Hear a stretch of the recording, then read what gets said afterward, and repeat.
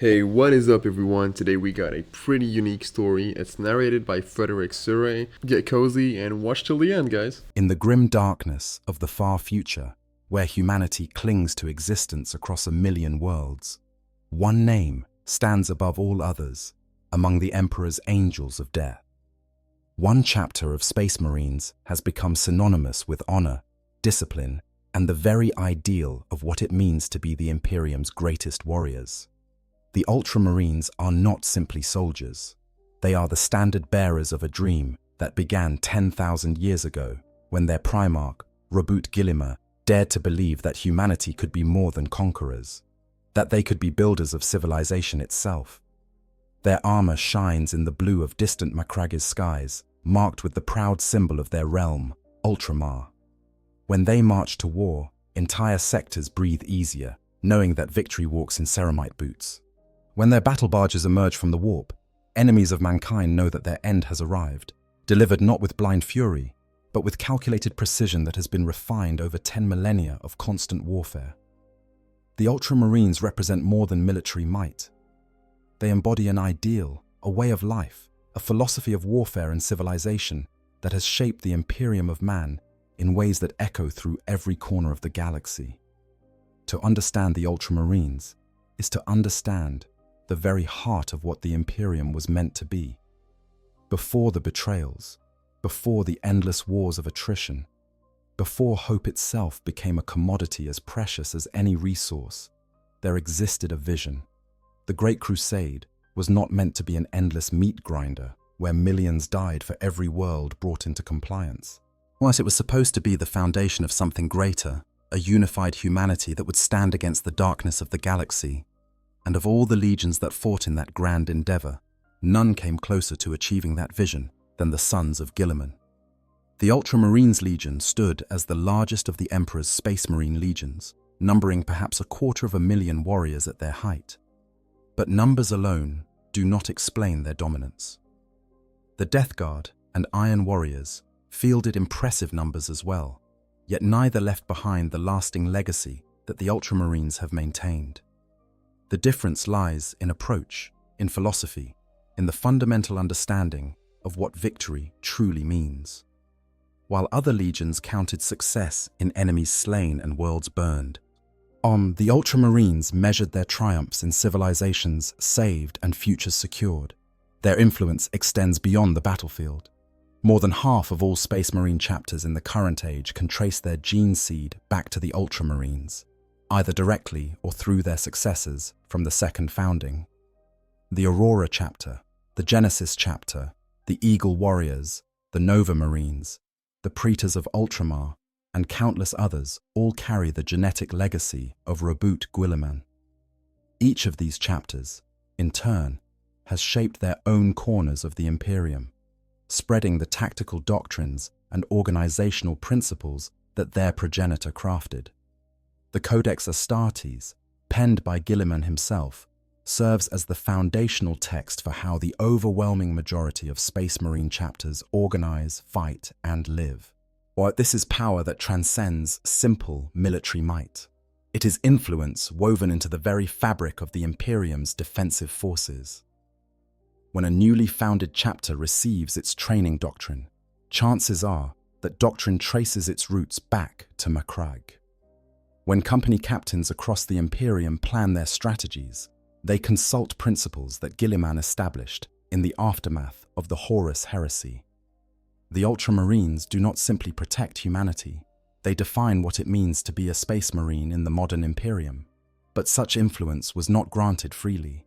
It was earned through blood and sacrifice across 10,000 years of unceasing warfare. From the earliest days of the Great Crusade to the present age of darkness, where the galaxy itself has been torn asunder by the Great Rift. Yet the Ultramarines have stood at the forefront of humanity's defense. They have faced every threat that the hostile universe could conjure, from the mindless hunger of tyrannid hive fleets to the calculated malevolence of chaos, from the cold logic of Necron dynasties to the savage violence of alien invaders. Each battle, each campaign, each long war has added another layer to their legend. The Battle of Macragge, where they turned back Hive fleet behemoth at tremendous cost, saving not just their homeworld, but potentially the entire eastern fringe from consumption.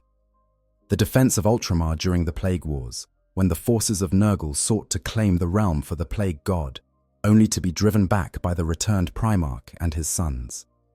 The countless smaller engagements, the desperate holding actions, the lightning strikes against enemies who threatened innocent worlds. Their power is not measured solely in the strength of their arms or the might of their fleet, though both are considerable. It lies in the stability they provide, the hope they represent, and the model they offer.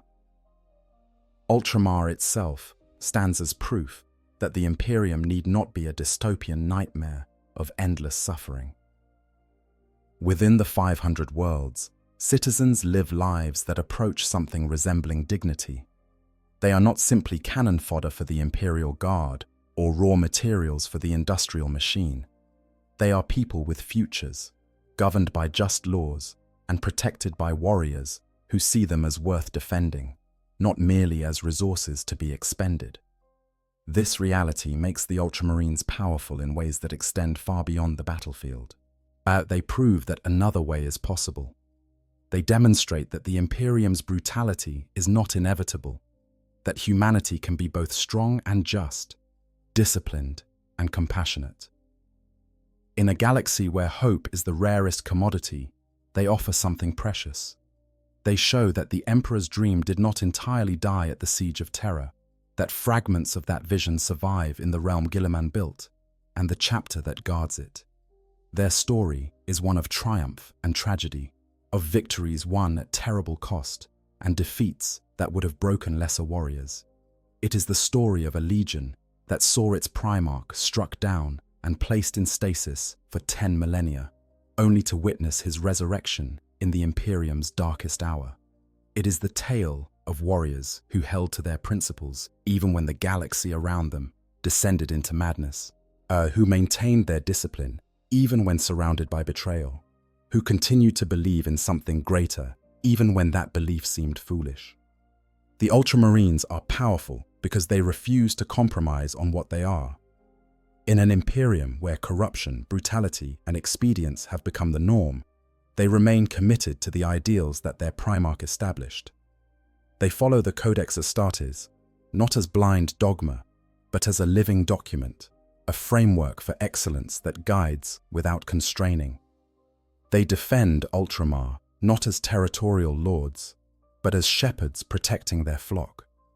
They war against humanity's enemies, not with hatred, but with the cold determination of professionals who understand that violence is sometimes necessary, but never something to celebrate.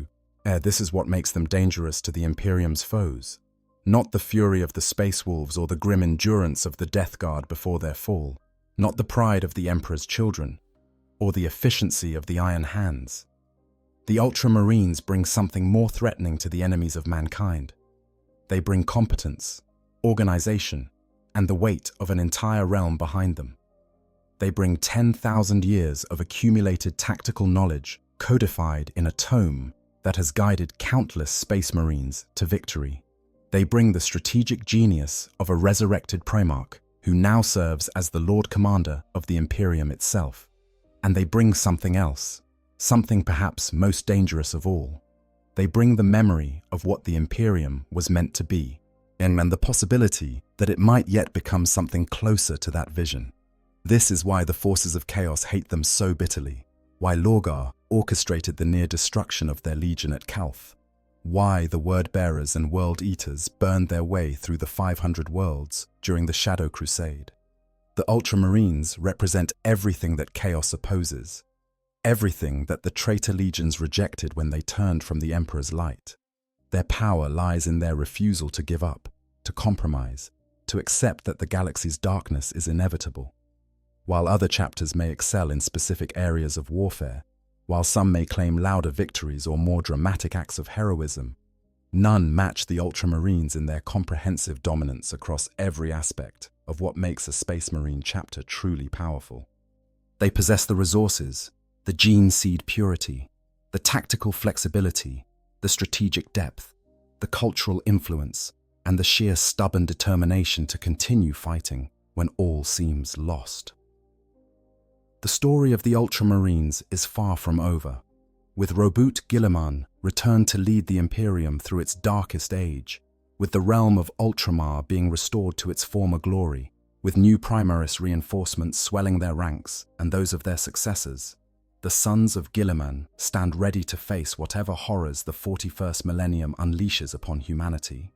They remain what they have always been, the Emperor's finest, the model by which all other Space Marines are measured, the living embodiment of what humanity can achieve when discipline, honor, and tactical brilliance combine in the crucible of endless war. Let us journey now into their history, from the earliest days when a legion was reborn on a distant world, to the present age, where a resurrected demigod leads the Imperium's military forces. Let us explore how the Ultramarines became not just powerful, but the most powerful Space Marine chapter in the galaxy. Let us understand why, when the forces of darkness gather and humanity's enemies prepare to strike, it is the blue armored warriors of Macragge that the Imperium calls upon to turn the tide. Let us discover why the name Ultramarines has become synonymous with victory itself. The birth of a legion, origins, and the Great Crusade. Every legend begins somewhere, and for the Ultramarines, that beginning stretches back to the earliest days of the Great Crusade, before the scattered sons of the Emperor were found, before the galaxy knew what terrors would be unleashed by the Horus Heresy. The 13th Legion of Space Marines was created in the gene forges of Luna and Terra, drawn from the genetic template of their lost Primarch, even though the Emperor had not yet reunited with that son. These original Ultramarines, sometimes called the Warborn, in those distant days, were recruited from among the population of Terra itself, from the survivors of the Unification Wars, and from the teeming masses who had emerged from the Age of Strife. These early warriors proved themselves capable, disciplined, and effective. They fought alongside their brother legions in the opening stages of the Great Crusade, bringing worlds into compliance and pushing back the darkness that had isolated humanity for so long. But they were incomplete, still waiting for the missing piece that would transform them from merely effective soldiers into something truly exceptional. That transformation would come when the Emperor's quest to recover his scattered sons led him to a world on the eastern fringe, a planet called Macragge. Macragge was not a death world in the traditional sense. It did not birth its inhabitants through constant struggle against hostile environments or predatory megafauna. Instead, it was a world of mountains and rocky highlands, with most of its surface inhospitable to human habitation. The people of Macragge had survived the Age of Strife through organization, through the development of a martial culture that valued discipline and civic virtue, through the establishment of city-states governed by aristocratic consuls who led both in peacetime and in war. It was a civilization that bore a striking resemblance to ancient Rome, with its emphasis on duty, honor, and service to the state. Into this world, torn from the Emperor's laboratory by the machinations of chaos, came one of the Primarchs. The infant demigod was discovered by Connor, one of Macragge's consuls, who recognized immediately that this was no ordinary child. Connor adopted the foundling, naming him Robuta Guilliman, and raised him as his own son. The parallels to ancient Romulus, raised by wolves and destined to found Rome, would not have been lost on the people of Macragge. But where mythology spoke of divine providence, reality delivered something even more extraordinary. Robert Guilliman grew at a superhuman rate, as all Primarchs did. By the time he reached what would have been considered adolescence in a normal human, and he had already mastered every subject that Macragge's wisest teachers could offer him. Philosophy, mathematics, military strategy, engineering, statecraft, all of it came to him with an ease that astounded even those who knew his origins were unusual. His insights into tactical matters impressed veterans of 100 campaigns. His understanding of logistics and supply chains revolutionized how Macragge's military forces operated. His grasp of politics and human nature allowed him to navigate the complex web of relationships between Macraga's various noble houses. But it was not just his intellectual capabilities that set him apart. Guilliman possessed a fundamental understanding of what it meant to build something lasting, to create institutions and systems that would endure beyond any single lifetime. What he saw patterns where others saw only chaos, recognized opportunities where others saw only obstacles, understood instinctively how to organize complex efforts involving thousands of people working toward common goals. When his adoptive father, Connor, was assassinated by rivals who feared his reforms and his adopted son's influence, young Guilliman did not simply seek revenge. He systematically dismantled the conspiracy, brought the traitors to justice, and then set about reforming Macraga's entire system of government to prevent such treachery from occurring again. Within a few short years, Guilliman had unified Macraga under rational, just laws. He established trade routes with neighboring systems, building an informal network of allies and trading partners that would later become the foundation of Ultramar. He reformed the military, introducing standardized training, clear chains of command, and tactical doctrines that maximized efficiency while minimizing casualties. He built infrastructure, improved agricultural output, fostered education, and created a society where merit mattered more than birth. By the time the Emperor finally arrived at Macrag, delayed by warp storms that seemed almost orchestrated to give Guilliman time to prove his worth, the world had been transformed. The Emperor found not a savage warrior king or a barbarian chieftain, which was what he had discovered on other worlds where his sons had landed. Instead, he found a civilization builder, an administrator of genius, a military commander who thought in terms of campaigns rather than battles, and strategies rather than tactics. He found a son who had done more than merely survive. Yet Guilliman had thrived, creating something worth defending, building rather than simply conquering. The Emperor recognized immediately that this son could serve the Great Crusade in ways that went far beyond the battlefield. Command of the 13th Legion was granted to Guilliman without hesitation. The Warborn, who had fought well, but without true distinction among their brother legions, now had their Primarch. The transformation that followed was not instantaneous, but it was thorough. Guilliman did not simply assume command. He rebuilt his legion from the ground up, reorganizing their command structure, rewriting their tactical doctrines, establishing training regimens and selection procedures that would ensure only the finest recruits were accepted into their ranks. He relocated the legion's recruitment and training facilities to Macragge, integrating them fully into the world that had raised him. Most importantly, he expanded the legion's recruitment base to encompass not just Macragge, but the entire network of allied worlds that he had established during his years ruling his homeworld. This gave the Ultramarines something that few other legions possessed: a stable, large, and prosperous recruitment pool that could sustain heavy casualties while maintaining the quality of new initiates.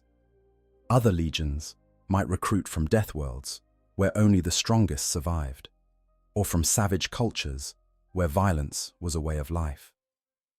The Ultramarines recruited from civilized worlds, where education and discipline produced soldiers who understood not just how to fight, but why they fought. But the results spoke for themselves.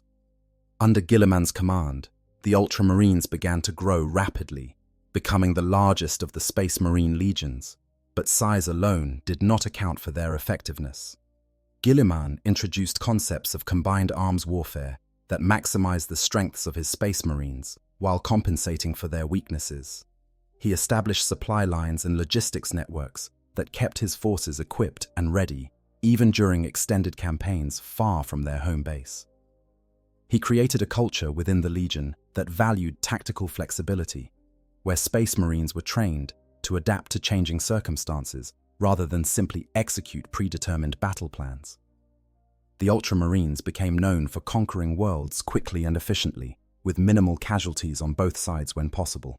Where other legions might have conducted brutal assaults that left worlds devastated, Guilliman's forces sought to preserve what they conquered. His strategy was simple but profound. a world brought peacefully into the Imperium through negotiation and demonstration of superior strength, was far more valuable than a world that had to be bombed into submission. The Ultramarines waged war when necessary, but they preferred diplomacy when it was feasible, showing the populations of newly discovered worlds that the Imperium offered protection, prosperity, and a place in a greater human civilization. This approach sometimes drew criticism from his brother Primarchs. Some, like Leman Russ or Angron, viewed Guilliman's methods as overly cautious or insufficiently aggressive. They saw glory in direct combat, honor in facing enemies blade to blade, a victory measured in the blood spilled and enemies crushed. Guilliman saw such attitudes as wasteful. Every human life lost unnecessarily was a resource squandered, a future denied, a piece of humanity's potential burned away for no purpose. He fought when he had to, and when the Ultramarines went to war, they did so with devastating effectiveness. But unlike some of his brothers, Guilliman never forgot that the ultimate goal of the Great Crusade was not to kill enemies, but to unite humanity. His comprehensive approach extended to what happened after conquest. While other legions moved on immediately to the next target, leaving newly compliant worlds to figure out their own governance, Guilliman insisted on remaining until proper imperial administration was established. He left advisors behind, typically drawn from Ultramar's educated classes, who would help new planetary governments establish trade routes, build defensive forces, create industry, and integrate fully into the Imperium. This meant that worlds conquered by the Ultramarines tended to remain loyal, prosperous, and productive, becoming assets to the Imperium rather than liabilities that required constant oversight. The Great Crusade provided the perfect arena for Guilliman's talents to shine. As the Ultramarines grew larger and took on more ambitious campaigns, their Primarch's organizational genius became increasingly valuable. He could coordinate multiple fleet actions across dozens of star systems simultaneously, maintaining supply lines that stretched across segments of the galaxy, ensuring that each force had what it needed when it needed it. His tactical database grew continuously, each battle analyzed, each engagement studied, lessons learned and codified so that future Ultramarines could benefit from the experiences of their predecessors. By the time Horus was appointed War Master by the Emperor, the Ultramarines had become an unstoppable force. They numbered perhaps 250,000 Space Marines, making them the largest legion by a considerable margin. They controlled the 500 worlds of Ultramar, a realm within the Imperium that was more stable, prosperous, and productive than almost any other region of comparable size. Their gene seed was remarkably pure and stable, with mutation rates far below those of many other legions. Their recruitment pipeline functioned with machine-like efficiency, replacing casualties rapidly while maintaining high standards for new initiates. More than that, they had developed a reputation for reliability that made them invaluable to the Imperial war effort. When a campaign required precision and planning, when a conquest needed to be accomplished with minimal collateral damage, when a newly compliant world needed to be integrated into the Imperium properly, the Ultramarines were the first choice. Guilliman's Legion had proven time and again that they could be counted on to accomplish their objectives professionally, efficiently, and with minimal wasted resources. Guilliman himself had earned the respect of most of his brothers, though not all of them liked him. His meticulous nature and insistence on proper procedure sometimes irritated more impulsive Primarchs. His obvious talent for administration and logistics, skills that some of his brothers considered beneath the dignity of warriors, made him seem almost like an accountant rather than a conqueror to those who valued martial prowess above all else. But even those who disliked him personally had to acknowledge his effectiveness. When the Emperor needed someone to ensure that a complex, multi-stage campaign would be executed flawlessly, he turned to Guilliman. When the logistics of the Great Crusade threatened to become unmanageable, it was Guilliman who helped organize supply lines and resource allocation. Most significantly, Guilliman supported Horus when the War Master was appointed Supreme Commander of the Great Crusade. Unlike some Primarchs who might have resented a brother being elevated above them, Guilliman recognized that Horus, was perhaps the only one of them charismatic enough and tactically brilliant enough to coordinate the efforts of all the legions.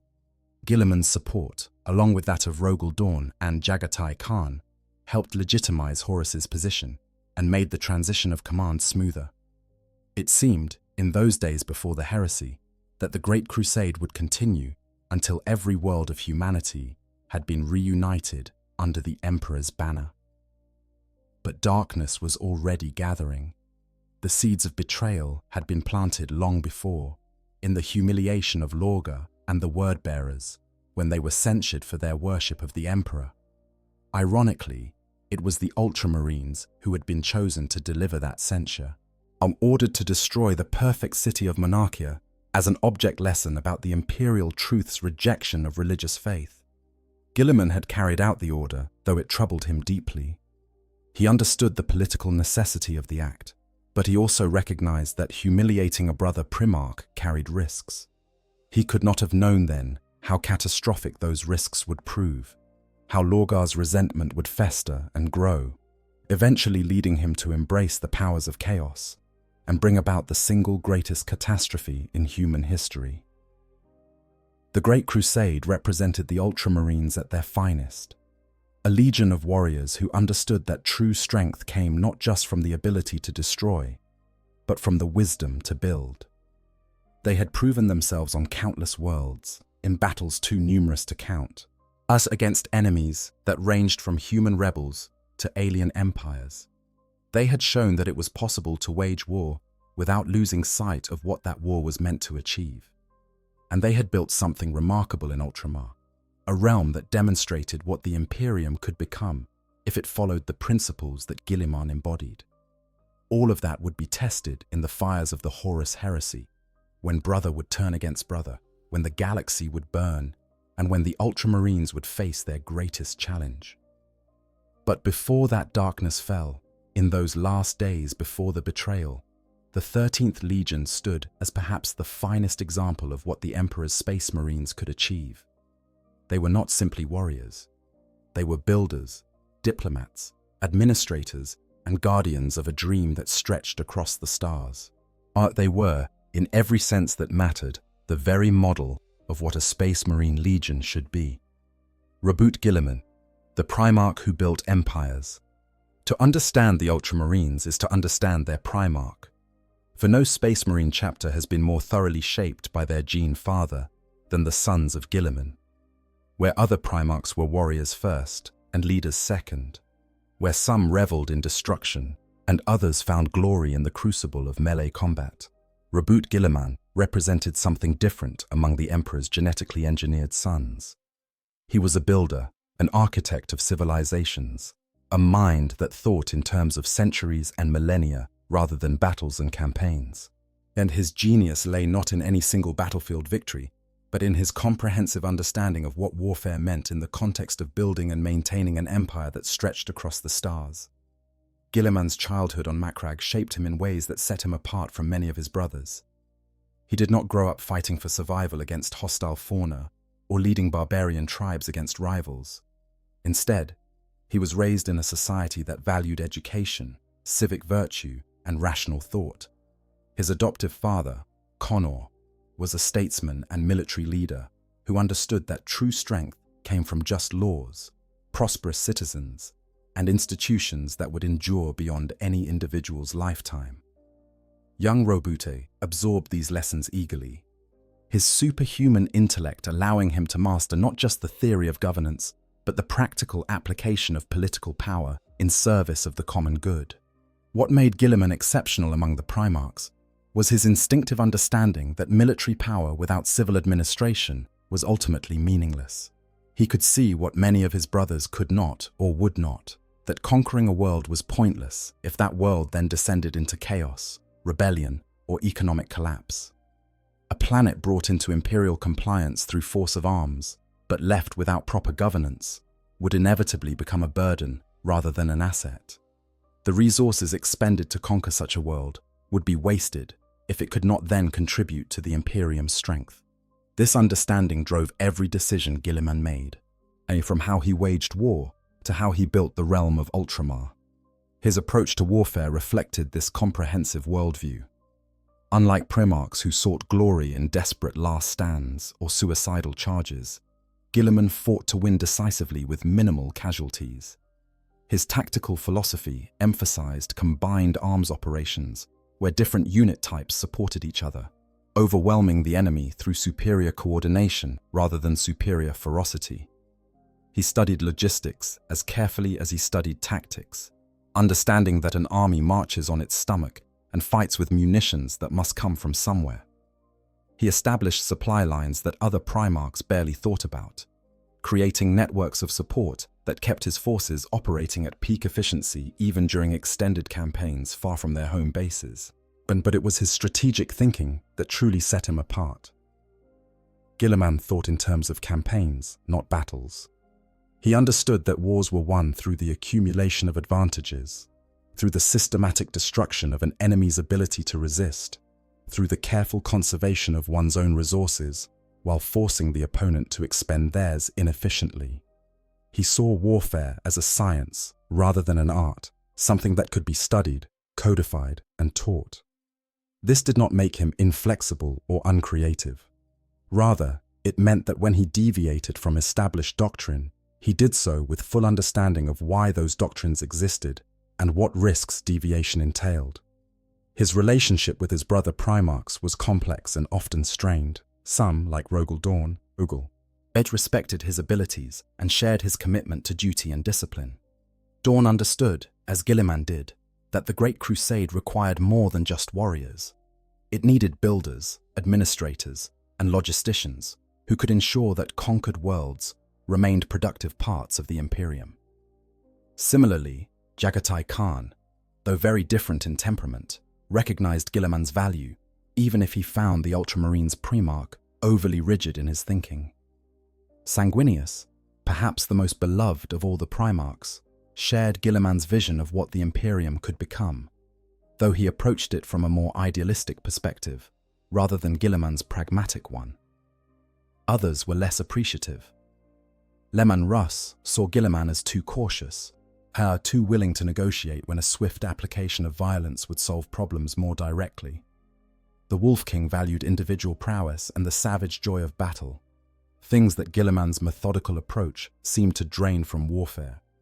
Angron, even before his corruption, viewed Guilliman with outright contempt, seeing him as a politician playing at being a warrior, someone who hid behind numbers and supply lines rather than facing enemies directly. The Primarch of the World Eaters could never understand that Guilliman's approach was not cowardice, but a different kind of courage, the willingness to accept responsibility for thousands of lives and make the hard choices necessary to preserve as many as possible. And then there was Lorgar.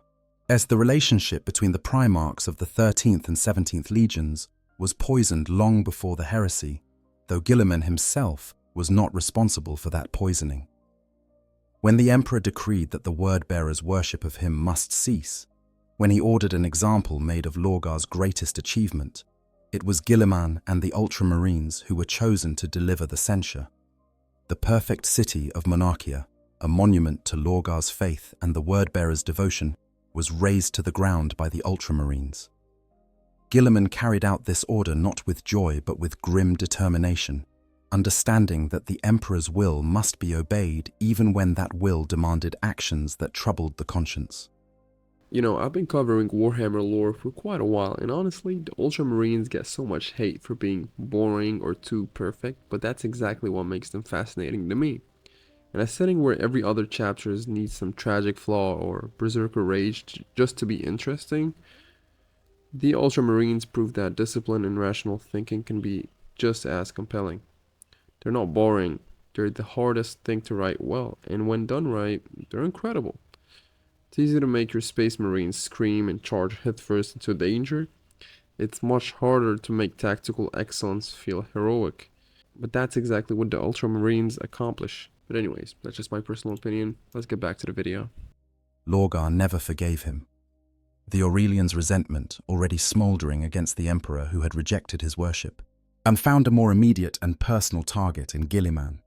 Here was the Primarch who represented everything Lorgar was not, rational rather than faithful, pragmatic rather than idealistic, concerned with efficient administration rather than spiritual enlightenment.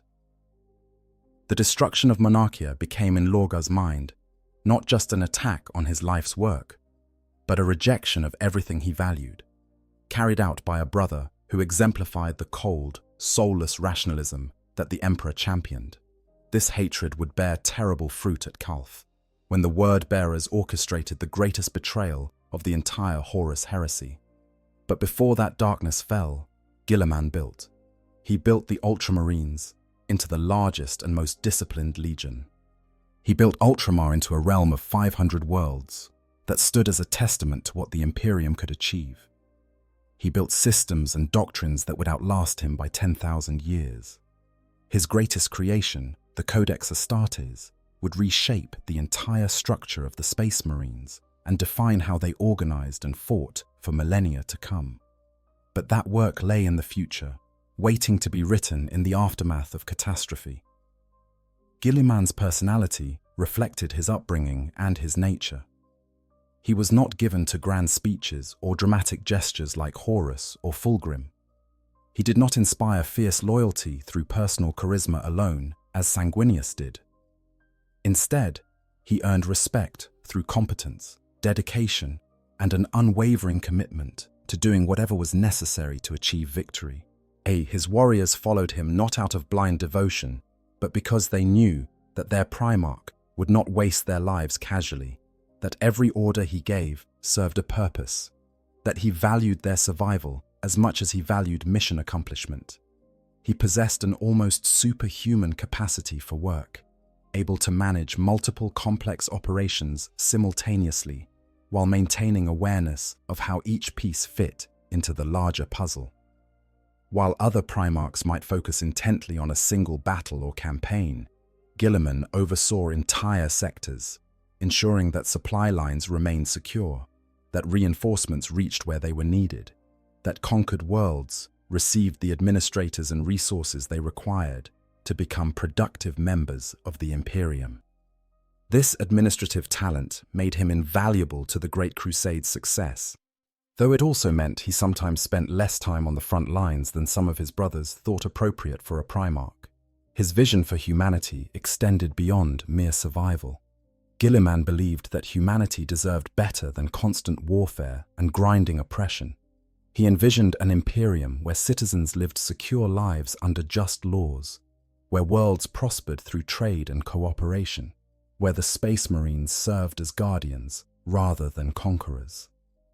Ultramar represented his attempt to realize that vision, creating a stellar empire that functioned according to rational principles, where government existed to serve the people rather than exploit them, where military might was tempered by civil authority. This vision sometimes put him at odds with the reality of the Imperium as it actually existed. The Administratum's bureaucracy, the ecclesiarchy's dogmatism once it rose to power, the general tendency towards stagnation and corruption that plagued imperial institutions, all of these ran counter to Guilliman's ideals. But he worked within the system, using his position to reform what he could, protecting Ultramar from the worst excesses of imperial governance, serving as a moderating influence wherever his authority extended. He understood that idealism untempered by pragmatism accomplished nothing, but he refused to let pragmatic concerns completely override his principles. When Horus was elevated to War Master, Guilliman supported the decision without reservation. He recognized that Horus possessed qualities he himself lacked: the charisma to inspire fanatical loyalty, the battlefield brilliance that won impossible victories, and the political skills to navigate the complex relationships between Primarchs with very different temperaments. Guilliman valued Horus as a brother and respected him as a commander, believing that together they could lead the Great Crusade to its eventual triumph. The thought that Horus might betray that trust, that the most beloved of the Emperor's sons might turn traitor, would have seemed absurd to Guilliman in those days before the heresy. His greatest strength was also in some ways a limitation. Guilliman's rational mind struggled to comprehend irrationality in others, especially when that irrationality took the form of religious faith or blind hatred. He understood loyalty, duty, honor, courage, all the virtues that could be explained in logical terms, but the kind of festering resentment that drove Lorgar, yet the bloodlust that consumed Angron, the pride that corrupted Fulgrim, these things were more difficult for him to grasp. He knew they existed, could account for them in his planning, but he could not truly understand them from the inside. This blind spot would cost him dearly when the heresy began. Yet for all his focus on administration and logistics, Guilliman was still a Primarch, still a warrior of unsurpassed skill when battle required his personal intervention. He wielded the Hand of Dominion, a unique power gauntlet that could crush tanks and tear through armor with devastating effectiveness. The Gladius Incandor, his master-crafted power sword, had ended the lives of countless enemies. When Guilliman took to the battlefield personally, he fought with the precision and efficiency that characterized everything he did. Each movement calculated to achieve maximum effect, every strike serving a tactical purpose rather than being made for show or glory. His combat philosophy mirrored his strategic thinking. He did not seek out enemy champions for personal duels unless doing so served a larger tactical objective. He did not lead desperate charges for the glory of it, though he would put himself in danger without hesitation when circumstances required. He fought to win battles, not to accumulate personal honors, and he expected the same from his Space Marines. This sometimes made the Ultramarines seem less heroic compared to legions like the Blood Angels or Lunar Wolves, who celebrated individual acts of valor. But Guilliman cared more about results than reputation, more about achieving objectives than earning glory. Then his relationship with the Emperor was marked by deep respect and shared vision. More than most of his brothers, Guilliman understood what the Emperor was trying to accomplish with the Great Crusade and the Imperium that would follow. He saw the need for strong central authority balanced by local autonomy, for military might tempered by just governance, for reason and science elevated above superstition and faith. When the Emperor spoke of the imperial truth, the rational, secular philosophy that would guide humanity's future, Guilliman embraced it wholeheartedly. He did not worship his father as Lorgar did, but he revered the Emperor's vision and dedicated himself utterly to making that vision reality. This made the Emperor's eventual interment in the Golden Throne all the more tragic for Guilliman. Not only had he lost a father, but humanity had lost the guiding intelligence that might have steered the Imperium away from the theocratic dystopia it would become. When Guilliman was finally resurrected 10,000 years later and saw what the Imperium had deteriorated into, his grief and frustration were profound. The Imperium he returned to bore little resemblance to what he had helped build, having become the very kind of superstitious, oppressive regime that he and the Emperor had fought to prevent. But that resurrection lay millennia in the future. In the days of the Great Crusade, Guilliman stood at the height of his power and influence, commanding the largest legion, ruling a prosperous realm, respected by most of his brothers and valued by the Emperor. He had achieved remarkable things, and building systems and institutions that would endure long after he was gone. His tactical doctrines would be studied and emulated across the Imperium. His organizational principles would shape how Space Marine chapters functioned for 10,000 years. His vision of what the Imperium could be would remain as an ideal, however imperfectly realized, inspiring those who believed that humanity deserved better than endless grinding warfare and oppression. He was not perfect. His rigidity sometimes blinded him to alternative approaches that might have worked as well or better. His focus on efficiency occasionally caused him to overlook the human element of warfare and governance. His rational mind struggled with aspects of human nature that could not be reduced to logical principles. But his strengths far outweighed his weaknesses, and his contributions to the Imperium's survival cannot be overstated. Without Guilliman, the Great Crusade would have been far less successful. Without his reforms in the wake of the heresy, the Imperium might have collapsed into civil war and fragmentation. Without the Codex Astartes, the Space Marines might have torn themselves apart in conflicts over doctrine and organization. Robert Guilliman was, in the truest sense, a builder of empires. Not empires built on conquest and oppression, but empires based on rational administration, just laws, and the belief that humanity could be more than simply survivors scratching existence from hostile worlds. He proved that strength and compassion were not incompatible, that efficiency and justice could coexist, and that it was possible to wage war without losing sight of what that war was meant to protect. And though he would fall, struck down by his traitor brother Fulgrim, and forced to watch from stasis as the millennia passed, his legacy would endure, carried forward by the sons who bore his gene seed and honored his memory by remaining true to the principles he had taught them. The Horus Heresy. Betrayal and Endurance. The Horus Heresy began with whispers and ended with the galaxy in flames. For the Ultramarines, it started with what should have been a routine mustering, orders from the War Master himself to gather at the world of Calth in preparation for a major operation. Guilliman had no reason to suspect treachery. Horus was a trusted brother, a brilliant commander, the Emperor's chosen War Master. When word came that the Ultramarines Legion was to rendezvous with the Word-Bearers, another loyal legion to combat an alien threat, Guilliman saw an opportunity to repair the damaged relationship between himself and Lorgar. Perhaps working together in the crucible of battle would heal the wounds left by the destruction of Monarchia.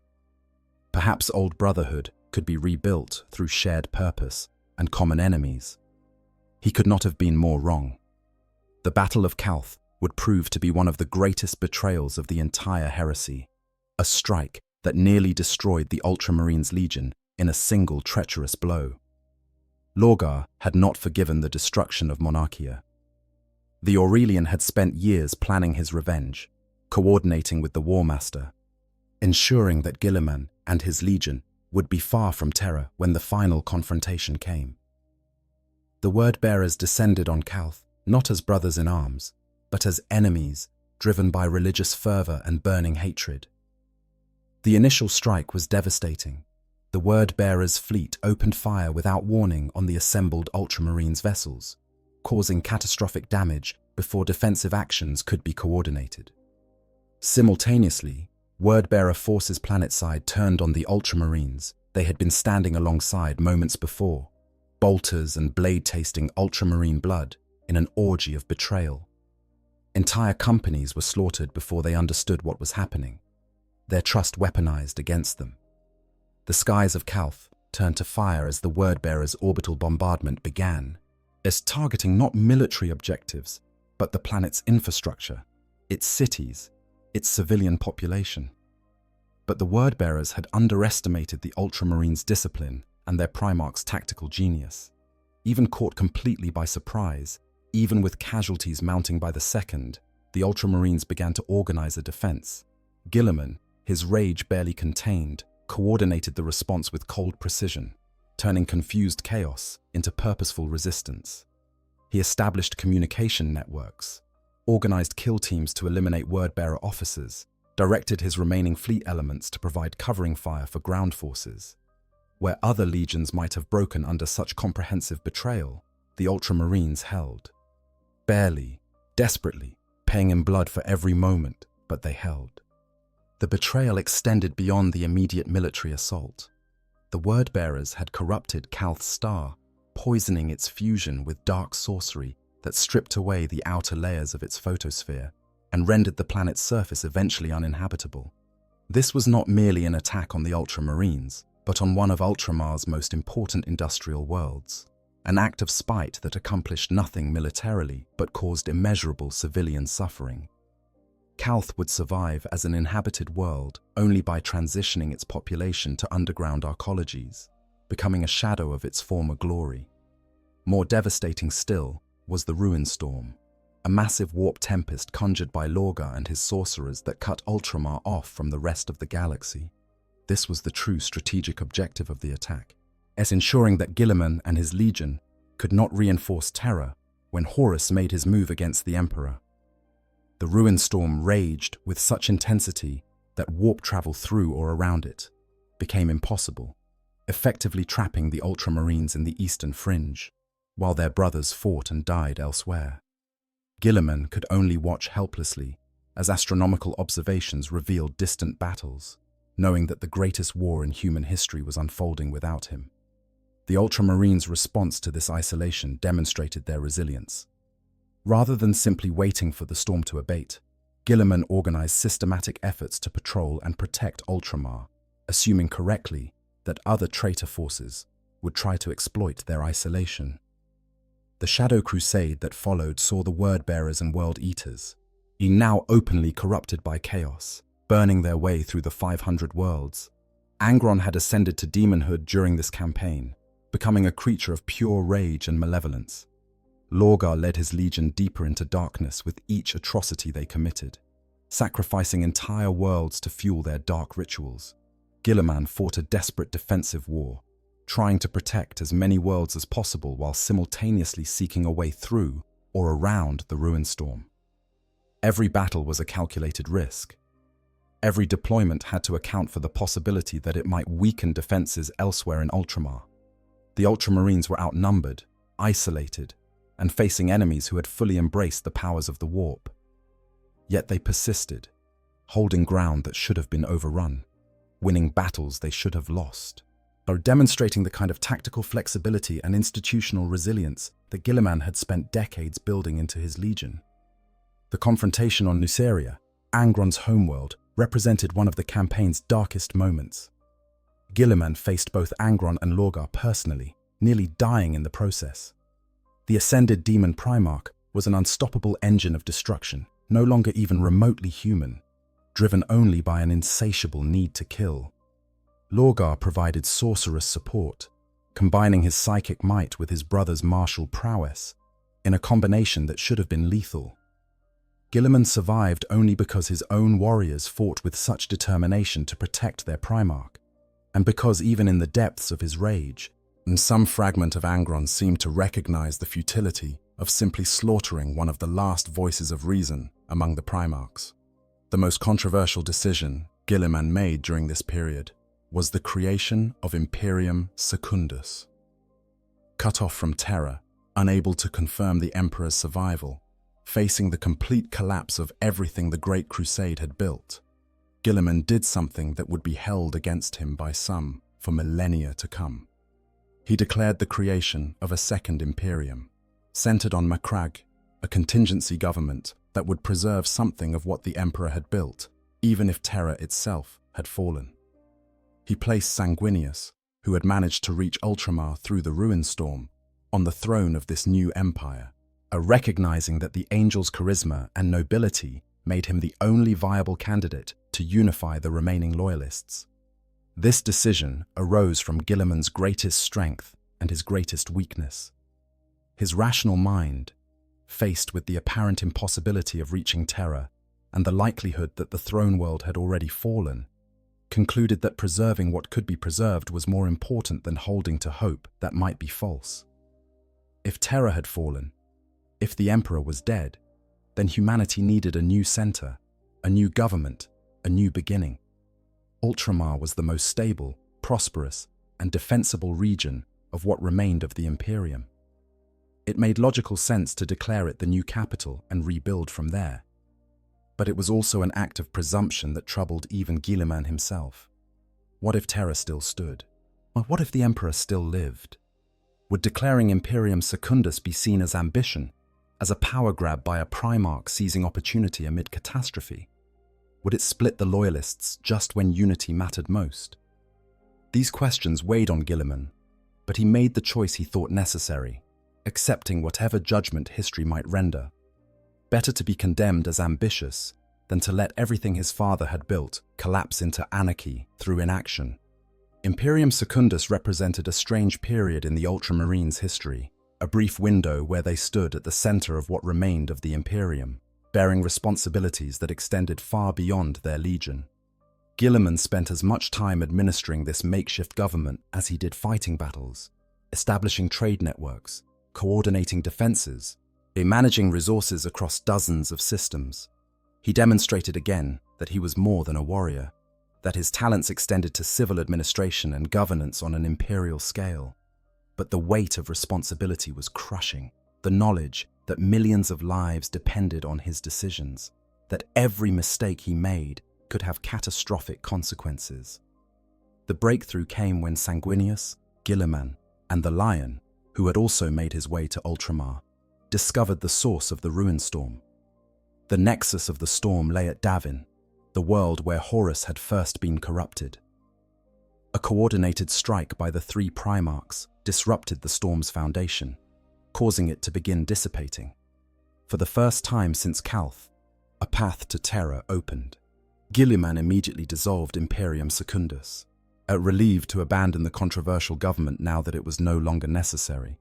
The Ultramarines prepared to make best speed for the throne world, hoping they would arrive in time to tip the balance in the final confrontation. They were too late.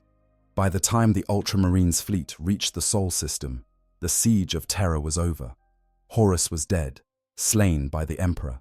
The Emperor himself had been interred in the Golden Throne, kept alive only by the constant sacrifice of psychers to fuel the arcane machinery.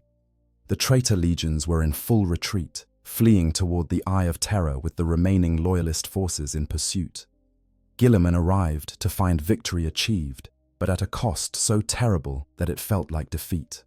Everything had changed, and not for the better. But the Ultramarines had survived the heresy remarkably intact compared to other loyalist legions, where the Imperial fists had been battered in the defense of Terra, where the Blood Angels had been nearly destroyed in the final battles, where the White Scars had taken horrific casualties in the Void War.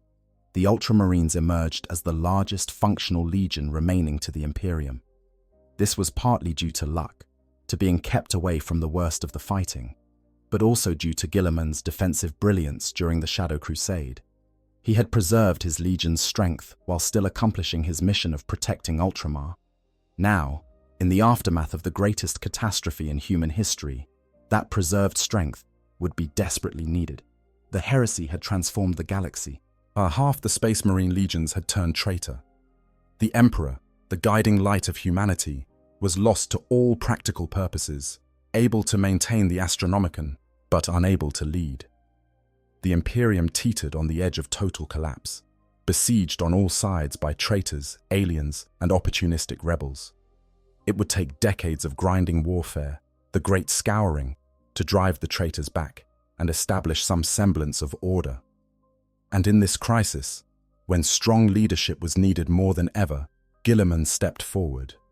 Not because he sought power, but because someone had to, and he possessed both the capability and the legitimacy to do what needed to be done. His first priority was securing Terra and ensuring the Imperium's basic functions could continue. Then came the bloody work of hunting down the traitors and ensuring they could never threaten the throne world again. Throughout this period, Guilliman worked tirelessly, coordinating military operations while simultaneously reorganizing the imperial government to function without the Emperor's direct guidance. He established or reformed many of the institutions that would define the Imperium for the next 10,000 years, from the Adeptus Terra to the Inquisition. He created the Codex Astartes, perhaps his greatest work, which would reshape how Space Marines organized and fought. The Horus heresy broke the Ultramarines in ways that would take millennia to understand fully.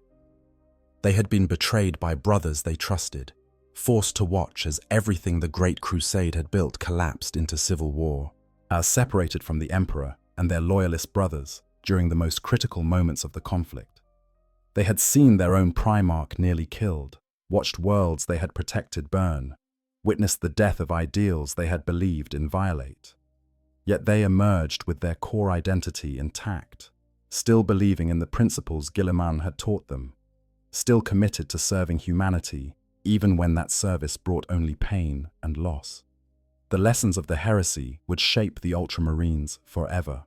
They learned that trust could be weaponized, that even the most loyal could fall to corruption, that eternal vigilance was not paranoia, but necessity. They learned that victories could feel like defeats, that doing your duty did not guarantee success or recognition, that sometimes the most important thing was simply surviving to continue the fight another day. And they learned that their Primarch's vision, his insistence on building something worth defending rather than simply destroying enemies, was more important than ever in a galaxy that seemed determined to collapse into chaos. The Codex Astartes, shaping 10,000 years, in the aftermath of the Horus heresy, when the traitor legions had been driven back and the immediate existential threat to the Imperium had been contained, Reboot Guilliman faced a problem that would define the future of the Space Marines for 10,000 years. The legions, those massive military formations that had conquered the galaxy during the Great Crusade, had proven capable of nearly destroying the Imperium when turned to rebellion. Half of them had followed Horus into damnation, wielding power so concentrated that they had come within moments of toppling the Emperor's domain. If such a thing could happen once, it could happen again. The power structures that had made the Great Crusade possible had also made the heresy possible. Something had to change. Guilliman's solution was comprehensive, controversial, and absolutely necessary: the Codex Astartes. This was not simply a tactical manual or organizational guidebook, though it included both. It was a complete restructuring of how the Space Marines would function, a fundamental reimagining of their role in the Imperium, and a safeguard against another civil war on the scale of the heresy. The Codex prescribed that the existing legions be broken down into smaller formations called chapters, each limited to approximately 1,000 Space Marines. No single commander would ever again control 10,000 or more Astartes, making rebellion on the heresy's scale impossible to organize or sustain. This proposal ignited immediate controversy among the surviving loyalist Primarchs. Rogel Dawn of the Imperial Fists objected most vehemently, seeing the breaking of the legions as a betrayal of the Emperor's vision and an insult to warriors who had proven their loyalty in the fires of the greatest war humanity had ever fought. The debate grew heated, with Dawn calling Guilliman a coward for his apparent lack of participation in Terra's defense, conveniently forgetting that Guilliman had been cut off by the Ruinstorm. Guilliman countered by suggesting that Dawn's refusal to accept the Codex made him little better than a rebel, unwilling to subordinate personal pride to the Imperium's needs. For a time, it seemed another civil war might erupt, with the Space Wolves and Imperial Fists on one side and the Ultramarines, White Scars and Raven Guard on the other. The Imperium, barely holding together after the heresy, teetered on the edge of fracturing again. But Dawn, despite his initial resistance, was fundamentally loyal. After 7 days of meditation in the Pain Glove, a device that helped him process his thoughts through controlled suffering, he reached a conclusion. The Emperor who had led the Great Crusade was gone, replaced by the Emperor who sat upon the Golden Throne. The Imperium needed to adapt to this new reality, and that meant accepting changes that might have been unthinkable before the heresy. Dawn submitted to the breaking of his legion, and with his acquiescence, the other Primarchs who had resisted followed suit. The second founding saw the birth of hundreds of new chapters, each tracing its lineage back to one of the loyalist legions. The Ultramarines, being the largest surviving legion, contributed the most chapters to this reformation. From their ranks came the Aurora chapter, the Black Consuls, the Genesis chapter, the Eagles of Glory, the Nemesis, the Nova Marines, the Praetors of Ultramar, the Patriarchs of Ulixis, the White Consuls, and many others. Each received a portion of the Ultramarines' gene seed stocks, portions of their fleet and armory, and detachments of warriors who would form their core leadership. In one stroke, Guilliman's legion shrank from hundreds of thousands to approximately 1,000. But their genetic legacy spread across dozens of new chapters. This multiplication of chapters meant that Ultramarine gene seed, already the purest and most stable of all the Primarchs' lineages, became the foundation for the majority of all Space Marine chapters. Each subsequent founding, the periodic creation of new chapters to replace losses or expand the Imperium's military capacity, drew heavily on Ultramarines' gene seed due to its reliability and low mutation rate. Over 10,000 years, it is estimated that more than half, possibly as many as 2/3, of all Space Marine chapters share Guilliman's genetic heritage. The influence of the 13th Primarch extends far beyond his own chapter, carried in the genes of hundreds of thousands of space marines across the galaxy. But the Codex Astartes encompassed far more than just organizational structure. It contained comprehensive tactical doctrines covering every conceivable battlefield situation, from void warfare to urban combat, from siege operations to rapid deployment strikes.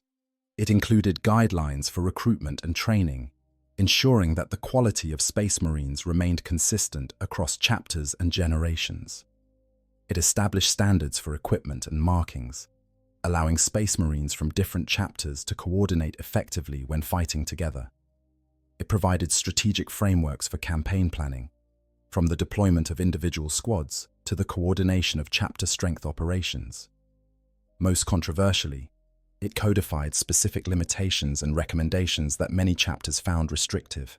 The 10-company structure, with each company having specific roles and equipment loadouts. The restriction of Terminator armor to the 1st company, the organization of Scout Marines in the 10th company, the precise composition of tactical, assault, and devastator squads. These specifics, while based on centuries of Guilliman's combat experience and analysis, did not account for the infinite variety of circumstances that different chapters might face.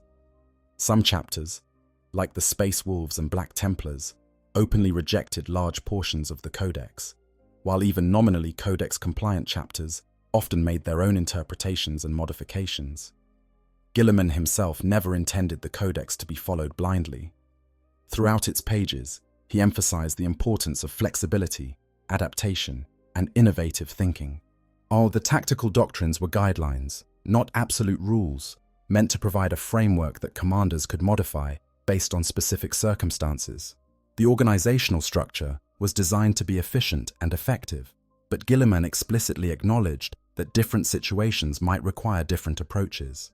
Ironically, some of the most dogmatic adherents of the Codex, who insist on following every detail without deviation, are violating the spirit of Guilliman's teachings, even as they claim to uphold them. The Codex's influence extended into how Space Marine chapters related to each other and to the wider Imperium. By establishing standard protocols for joint operations, it enabled Space Marines from different chapters to fight together effectively, even if they had never previously trained together. This became crucial during major campaigns requiring multiple chapters, like the defense against Tyrannid hive fleets or crusades against chaos invasions. The Codex provided a common language, a shared understanding of tactics and organization that allowed for rapid integration of disparate forces into cohesive battle groups. Perhaps most importantly, the Codex established the relationship between Space Marine chapters and the broader Imperial command structure. While chapters maintained their independence and answered only to the Emperor, not to the High Lords of Terror or any other authority, they were expected to coordinate with Imperial forces and respond to requests for aid when possible. This balanced the need for Space Marine autonomy, preventing them from being misused by incompetent or corrupt officials, with the requirement that they serve the Imperium's strategic needs rather than pursuing their own agendas in isolation. The creation and implementation of the Codex Astartes demonstrated Guilliman's genius for comprehensive problem-solving. He did not simply address the immediate concern of preventing another heresy-scale rebellion. He rebuilt the entire structure of the Space Marines to serve the Imperium's needs in the new post-heresy reality, where the Emperor could not provide direct guidance, where the Imperium faced threats on all sides, where resources were limited and must be used efficiently. The Codex reflected hard lessons learned through decades of warfare, from the Great Crusade through the heresy and into the Great Scouring. The work consumed years of Guilliman's life during a period when he was simultaneously serving as Lord Commander of the Imperium, coordinating the Great Scouring, reforming Imperial governance, and rebuilding Ultramar from the damage it had suffered during the Shadow Crusade. The sheer workload would have broken most beings, even Primarchs. But Guilliman drove himself relentlessly, understanding that the decisions made in these crucial years would echo through millennia. The Imperium needed foundations that would endure, institutions that would function long after those who created them were gone. The Codex Astartes was one such foundation. perhaps the most important military text in human history. As the centuries passed, and Guilliman himself was eventually struck down by Fulgrim and forced into stasis, as the Codex took on almost religious significance for many chapters. The Ultramarines and their successors treated it as a sacred text, studying it with the dedication that others devoted to religious scriptures.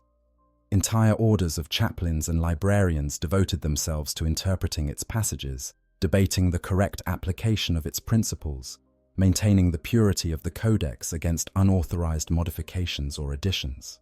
This veneration sometimes went beyond what Guilliman himself would have wanted, creating exactly the kind of rigid dogmatism he had warned against.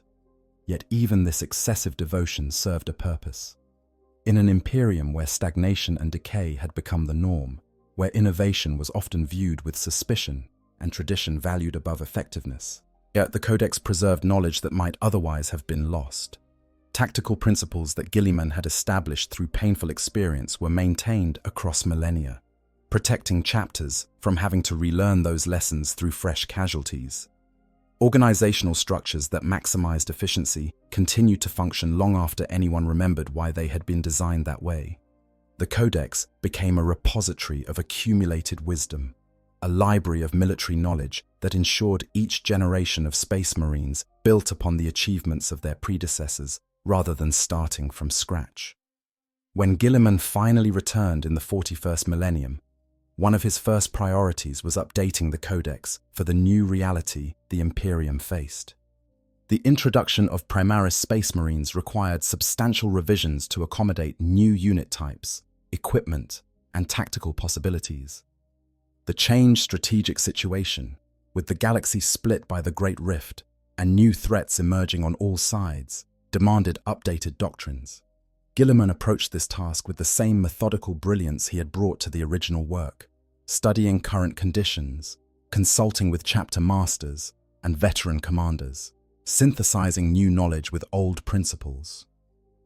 The revised Codex maintains the core organizational structure, the chapter system that has served the Imperium for 10,000 years, while incorporating new flexibility for modern challenges. It acknowledges that the strategic situation in the 42nd millennium differs dramatically from that of the 31st, that enemies have evolved new tactics and capabilities, that the Imperium cannot simply rely on doctrines developed 10,000 years ago without adaptation. Yet it preserves the essential wisdom of the original, the importance of organization, the value of tactical flexibility, the need for comprehensive training, the principles of combined arms warfare that make Space Marines so effective. The Codex Astartes stands as perhaps Guilliman's greatest legacy, even more influential than the Ultramarines chapter itself. Through it, his wisdom guides hundreds of chapters, tens of thousands of Space Marines, across countless battlefields throughout the galaxy. It has shaped how humanity's defenders organize, fight, and think about warfare for 10 millennia. It has prevented untold disasters through the conflicts it avoided, and the rebellions it made impossible, the coordination it enabled, and it continues to evolve, adapting to new challenges while maintaining the core principles that made it effective in the first place. In the Codex, Guilliman achieved something remarkable. He created a living document, one that could grow and change with the passage of time while still maintaining its essential character. He provided structure without strangulation, guidance without rigidity, a framework that supported innovation rather than constraining it. And in doing so, he ensured that his voice would echo across the millennia, that his insights would continue shaping how humanity defends itself long after he had passed into legend, and even after his eventual resurrection. The Codex Astartes is more than a military manual. It is a promise. It written in the blood of the heresy that there is a better way, that discipline and intelligence can triumph over chaos and destruction, that humanity's defenders can be more than simply savage killers. They can be, as Guilliman always intended, true guardians of civilization. The realm of Ultramar, an empire within an empire. While other Space Marine chapters might rule a single world or maintain a mobile fortress monastery, the Ultramarines control something far more substantial, the realm of Ultramar, a stellar empire of 500 worlds that stands as one of the most prosperous and well-governed regions in the entire Imperium. This realm is not simply the chapter's recruiting ground or a source of resources. It is a demonstration of what the Imperium could have been, a living example of Guilliman's vision for humanity, implemented at a scale large enough to matter. To understand the Ultramarines' true power requires understanding Ultramar, for the realm and the chapter are inextricably linked, each strengthening and defining the other. The history of Ultramar predates even the Great Crusade. When Roboute Guilliman landed on Macragge as an infant, the world already maintained contact with neighboring systems, remnants of humanity's pre-Age of Strife stellar empire that had somehow survived the long darkness. These worlds traded with each other, protected each other, maintained communications despite the limitations of slower-than-light travel before the Imperium's rediscovery. When Guilliman rose to rule Macragge, he formalized these relationships, establishing treaties and mutual defense pacts that bound the worlds together into a coherent whole. By the time the Emperor arrived, Guilliman had already built the foundation of what would become Ultramar. The realm grew dramatically during the Great Crusade. As the Ultramarines brought world after world into Imperial compliance, many of these newly conquered planets were incorporated into Ultramar, rather than simply being handed over to the Administratum. Guilliman established a feudal system where these worlds maintained considerable autonomy under local governors who swore fealty to the Lord of Macragge. These governors were selected for competence and dedication rather than simply noble birth, creating a meritocratic system where effective administration was rewarded and incompetence swiftly addressed. But the result was a collection of worlds that functioned far more efficiently than comparable imperial territories. At its height during the Great Crusade, Ultramar encompassed more than 500 worlds, a stellar empire that rivaled some entire sectors in size and productivity. The realm stretched across a significant portion of the eastern fringe. Its borders carefully managed to include resource-rich systems, strategically important locations, and populations that could provide steady recruitment for the Ultramarines. Unlike many imperial domains where individual worlds struggled in isolation, Ultramar's worlds supported each other through trade, shared technology, and coordinated defense. A world that specialized in agriculture traded its surplus food to industrialized systems, which in turn provided manufactured goods. Of forge worlds maintained by the Adeptus Mechanicus, like Connor, manufactured equipment and weapons that equipped both the Ultramarines and the Ultramar defense forces. The governance structure Guilliman established remains largely intact 10,000 years later. At the apex sits the Lord of Macragge, currently Roboute Guilliman himself following his resurrection, though Marneus Calgar held the position during the Primarch's 10 Millennium absence. Below the Lord of Macragge, 4 tetrarchs govern different regions of Ultramar, each responsible for dozens of systems within their territory. These tetrarchs, typically senior Ultramarines officers or commanders from Ultramarine successor chapters, coordinate defense, oversee resource allocation, and resolve disputes between worlds within their jurisdiction. Below them are planetary governors, military commanders, and administrative officials who handle the day-to-day governance of individual worlds. This system provides advantages that most imperial domains lack. Decisions can be made quickly by individuals with actual military expertise rather than being tied up in endless bureaucratic processes. Resources can be shifted where needed without requiring approval from Terra, which might take years due to the vagaries of warp travel and the Administratum's legendary inefficiency. Military forces can coordinate effectively because they train together regularly and operate under unified command structures. The result is a realm that responds to threats with efficiency that astounds those accustomed to typical imperial dysfunction. Macragge itself stands at Ultramar's heart, as a world of harsh mountains and rocky highlands, punctuated by fertile valleys where the majority of the population concentrates. The planet's capital, Magna Macragge Civitas, showcases the influence of ancient Roman architecture that defines Ultramarine aesthetics. marble columns, triumphal arches, forums for public debate, all rendered on a superhuman scale appropriate for a world that serves as the chapter homeworld of the Ultramarines. Above the city rises the fortress of Hera, the Ultramarines' fortress monastery, a structure of such immense size and strength that it could probably withstand sustained bombardment from an entire fleet. Within the fortress of Hera rests the Temple of Correction, where Robut Guilliman had sat in stasis for 10,000 years, his body preserved after being struck down by Fulgrim. Was this temple served as a shrine, a place of pilgrimage for Ultramarines and citizens of Ultramar alike, where they could look upon their Primarch and remember what they fought to preserve? Now, with Guilliman resurrected and leading the Imperium once more, the temple has become a different kind of holy site, a reminder that miracles can happen even in the galaxy's darkest hours. Other worlds within Ultramar each possess their own character and importance to the realm. Calth, before its devastation during the Horus Heresy, was an industrial powerhouse whose output rivaled Macragge's. Though the Wordbearer's treachery poisoned its star and irradiated its surface, Calth survived by moving its population underground into vast arcologies. These subterranean cities now house billions who live their entire lives without ever seeing the sky. They are working the factories and forges that continue to supply the Ultramarines with equipment and ammunition. The people of Calth carry deep hatred for the Wordbearers, a grudge that has lasted 10,000 years and shows no sign of fading. Ajax, sometimes called the Garden of Ultramar, served as an agricultural world of extraordinary beauty before its transformation into a hospital world during the Plague Wars. Its productive capacity helped feed other Ultramar worlds, whose industries could not sustain large populations.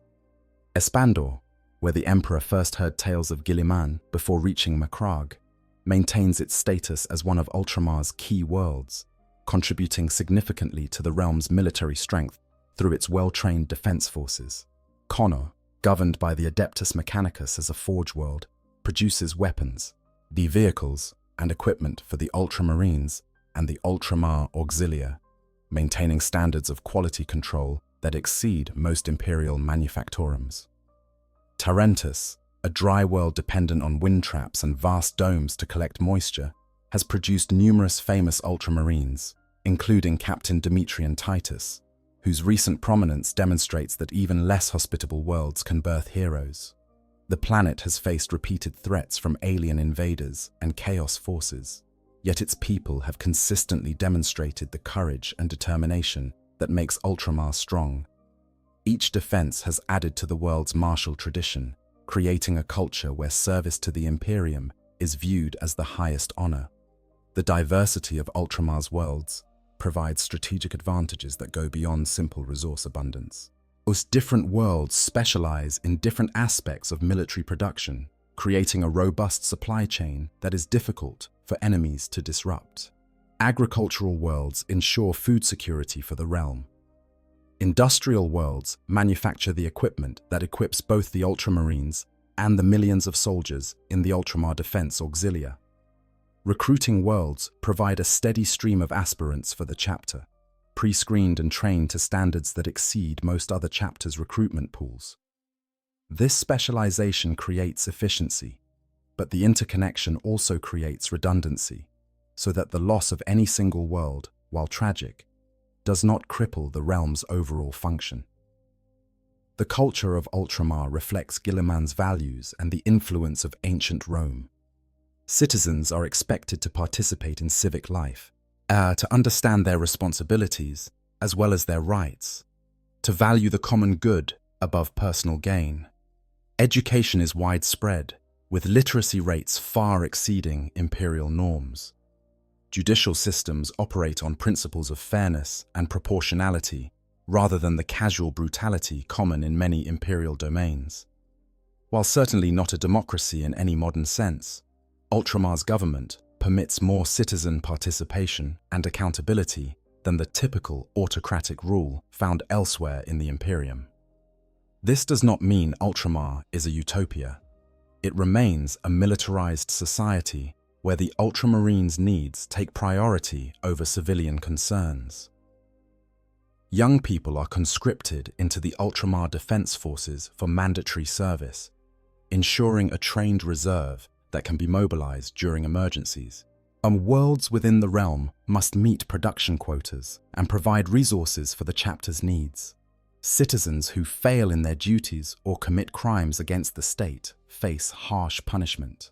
But within these constraints, people live lives that possess dignity, opportunity, and hope, commodities almost unimaginably rare in the broader Imperium.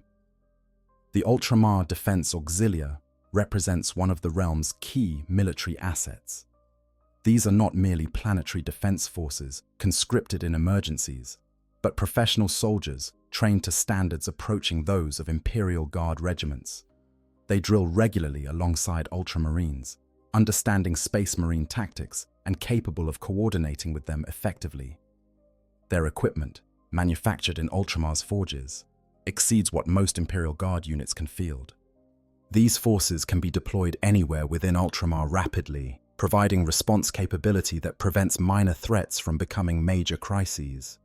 When Reboot Guilliman returned and declared that Ultramar would be restored to its original extent of 500 worlds, the decision sparked a campaign that continues into the present.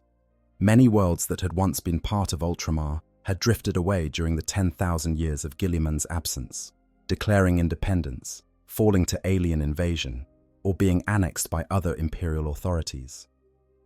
Reclaiming these worlds requires both military force and diplomatic negotiation. Some welcome the return to Ultramar's protection and prosperity. Others resist, viewing the Ultramarines as conquerors rather than liberators. Each world presents unique challenges, requiring careful assessment of whether force, negotiation, or some combination would be most effective. The 500 Worlds campaign has become a defining mission for the Ultramarines in the current era. Captain Demetrian Titus, recently promoted and given command of significant forces, shoulders much of the responsibility for this reclamation effort. His role involves not just military command, but also diplomacy, administration, and the kind of nation-building that Guilliman pioneered. Titus must determine which worlds can be brought back into the fold quickly and which require extensive military operations. He must balance the need for expansion with the requirement to defend worlds already under Ultramar's protection. It is a campaign that exemplifies the Ultramarines' comprehensive approach to warfare, where victory is measured not just in enemies defeated, but in civilizations preserved and strengthened. The restoration has also involved the permanent stationing of 10 successor chapters within Ultramar's borders. These shield chapters, all descended from Ultramarine gene seed, now have their own designated worlds within the realm and contribute to its defense. This means Ultramar can field approximately 10,000 Space Marines in its defense, an unprecedented concentration of Astartes that makes the realm perhaps the most defensible territory in the entire Imperium.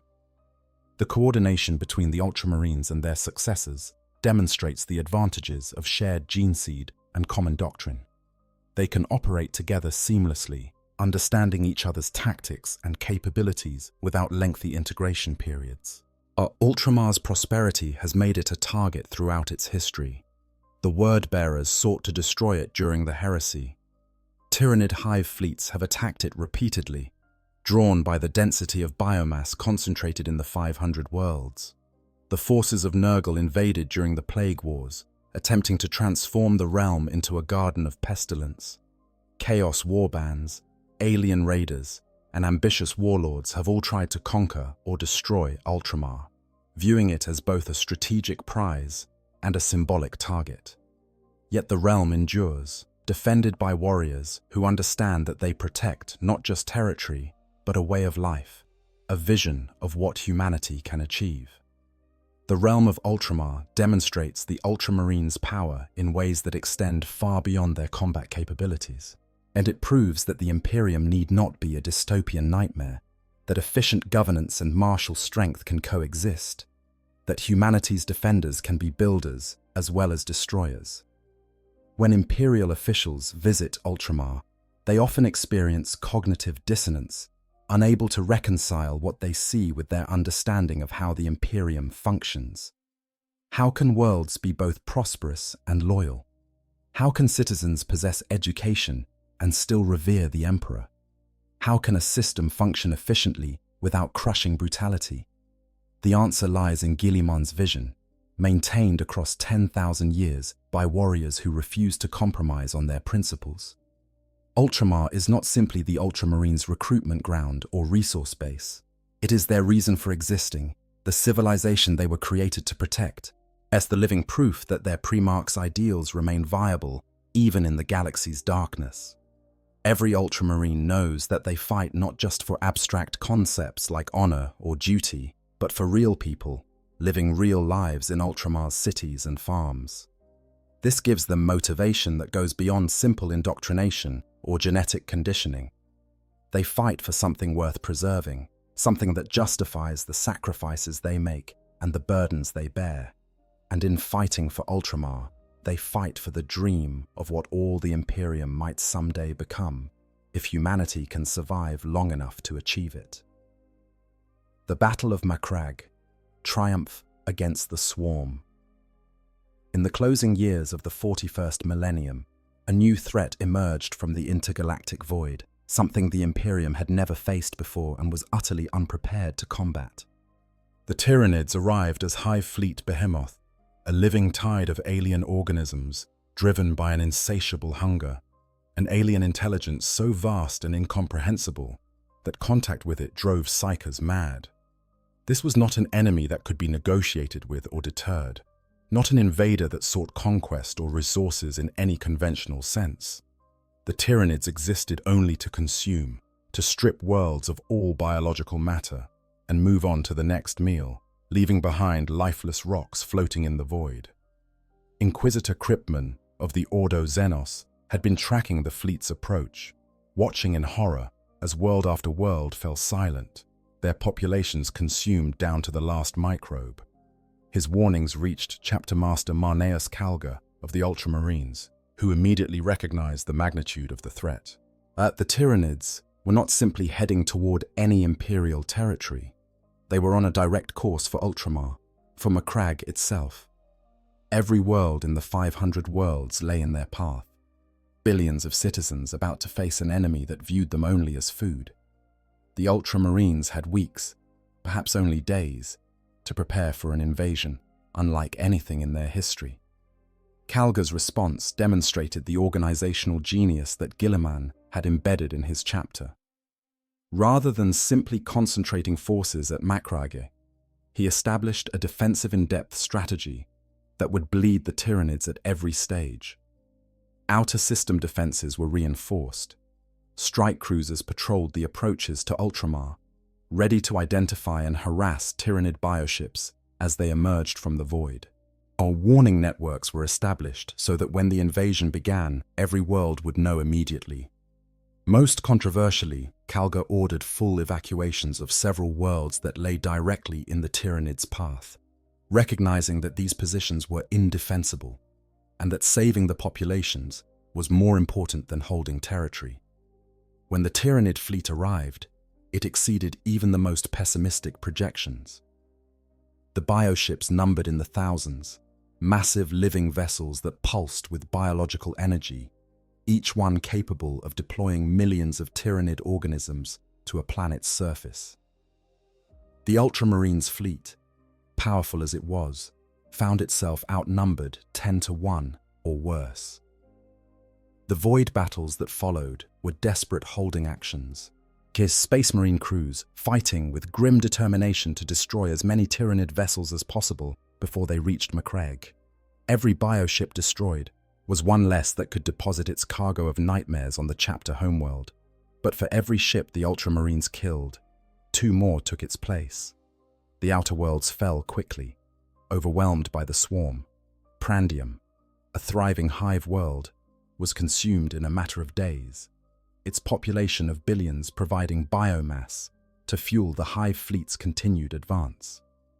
The Ultramarines' garrison fought to the last warrior, buying time for some civilians to evacuate, but ultimately dying when their ammunition ran out, and tyrannid organisms overwhelmed their positions through sheer numbers. Similar scenes played out across the invasion's leading edge. At last stands on worlds whose names would be remembered as long as the Ultramarines endured. Macragge became the line that could not be broken. Calgar ordered the chapter's polar fortresses reinforced to maximum strength, turning them into bastions that would anchor the defense. The Ultramarines' first company, comprised of the chapter's most elite veterans, deployed to these fortresses, bringing with them Terminator armor and the heaviest weapons the chapter possessed.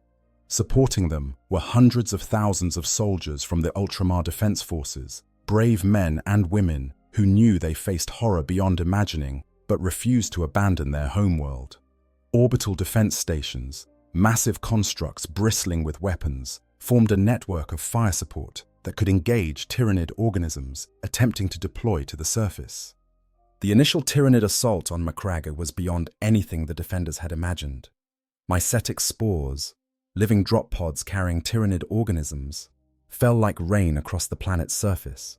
Each spore burst open to disgorge horrors, hormagaunts that moved with terrifying speed, genestealers whose claws could tear through ceramite, carnifexes that were living tanks of muscle and chitin, tyrannid warriors that coordinated the swarm through their synaptic connections to the hive mind. The sky turned dark with flying organisms, gargoyles and harpies that attacked anything that moved on the ground or attempted aerial operations. Calgar established 3 main defensive forces. The polar fortresses received the primary and secondary task forces, respectively, armed with the best equipped and most experienced warriors holding these critical positions. Calgar himself led the tertiary force, a mobile reserve that would conduct a series of fighting withdrawals, eliminating synapse creatures and slowing the tyrannid advance. This force moved constantly, striking where the swarm concentrated, targeting the larger organisms whose deaths would cause portions of the tyrannid forces to revert to instinctive behavior and become easier to manage. The fighting was unlike anything the Ultramarines had experienced. The tyrannids felt no fear, knew no mercy, had no concept of retreat or surrender. They simply kept coming, wave after wave, drowning defenders in sheer numbers. Ultramarines who had fought Chaos Space Marines and Orc invasions found themselves shocked by the tyrannids' relentless advance. Or bolter rounds that would have stopped any conventional enemy barely slowed individual tyrannid organisms. Flamers became the weapon of choice, burning through chitin and flesh, but ammunition was limited and the tyrannids were not. At Cold Steel Ridge, Marneus Calgar made his stand. The tyrannids had pushed deep into Macragge's defensive zones, threatening to cut off the polar fortresses from support. Calgar's force, badly depleted from weeks of constant combat, held the ridge against a tyrannid assault that seemed endless. The chapter master fought in the thick of the melee, his gauntlets of Ultramar crushing tyrannid organisms with every blow, but even a Primarch descendant's strength had limits. The tyrannids dragged him down through weight of numbers, warriors and carnifexes tearing at his armor, rending his flesh. By the time his bodyguard fought through to recover him, Calgar had suffered injuries that would have killed any normal human instantly. The evacuation to orbit was necessary, but bitter. Leaving the surface meant abandoning millions of Macragge's citizens to the tyrannids, a decision that haunted every Ultramarine involved. But Calgar recognized that losing his remaining forces planetside would accomplish nothing except adding Space Marine biomass to the Hive fleet's resources. The Ultramarines withdrew to their fleet, reforming for the void battle that would determine Macragge's fate. Calgar, despite injuries so severe that most of his body required extensive augmentation to restore function, refused all but the most critical medical treatment, instead taking command of the fleet from the battle barge Octavius. But the naval engagement that followed was desperate and brilliant in equal measure. The Tyrannid fleet had deployed most of its forces to Macragge's surface, leaving the bioships vulnerable while they fed on the planet's biomass. Calgar exploited this vulnerability, directing precision strikes against isolated vessels, using Macragge's orbital fortresses to provide covering fire. The polar fortresses, still holding despite being besieged by millions of tyrannid organisms, added their weapons to the defense, creating killing fields of intersecting fire that even the tyrannid swarm struggled to cross. The arrival of reinforcements tipped the balance. Ultramarine successor chapters, responding to calls for aid, emerged from the warp and immediately engaged the tyrannid fleet. Additional Imperial forces, including elements of the Imperial Navy and several Space Marine chapters from other lineages, joined the battle. The Tyrannids found themselves caught between the hammer of the reinforcing fleets and the anvil of Macraga's defenses. Bioships began to die by the dozens, then by the hundreds.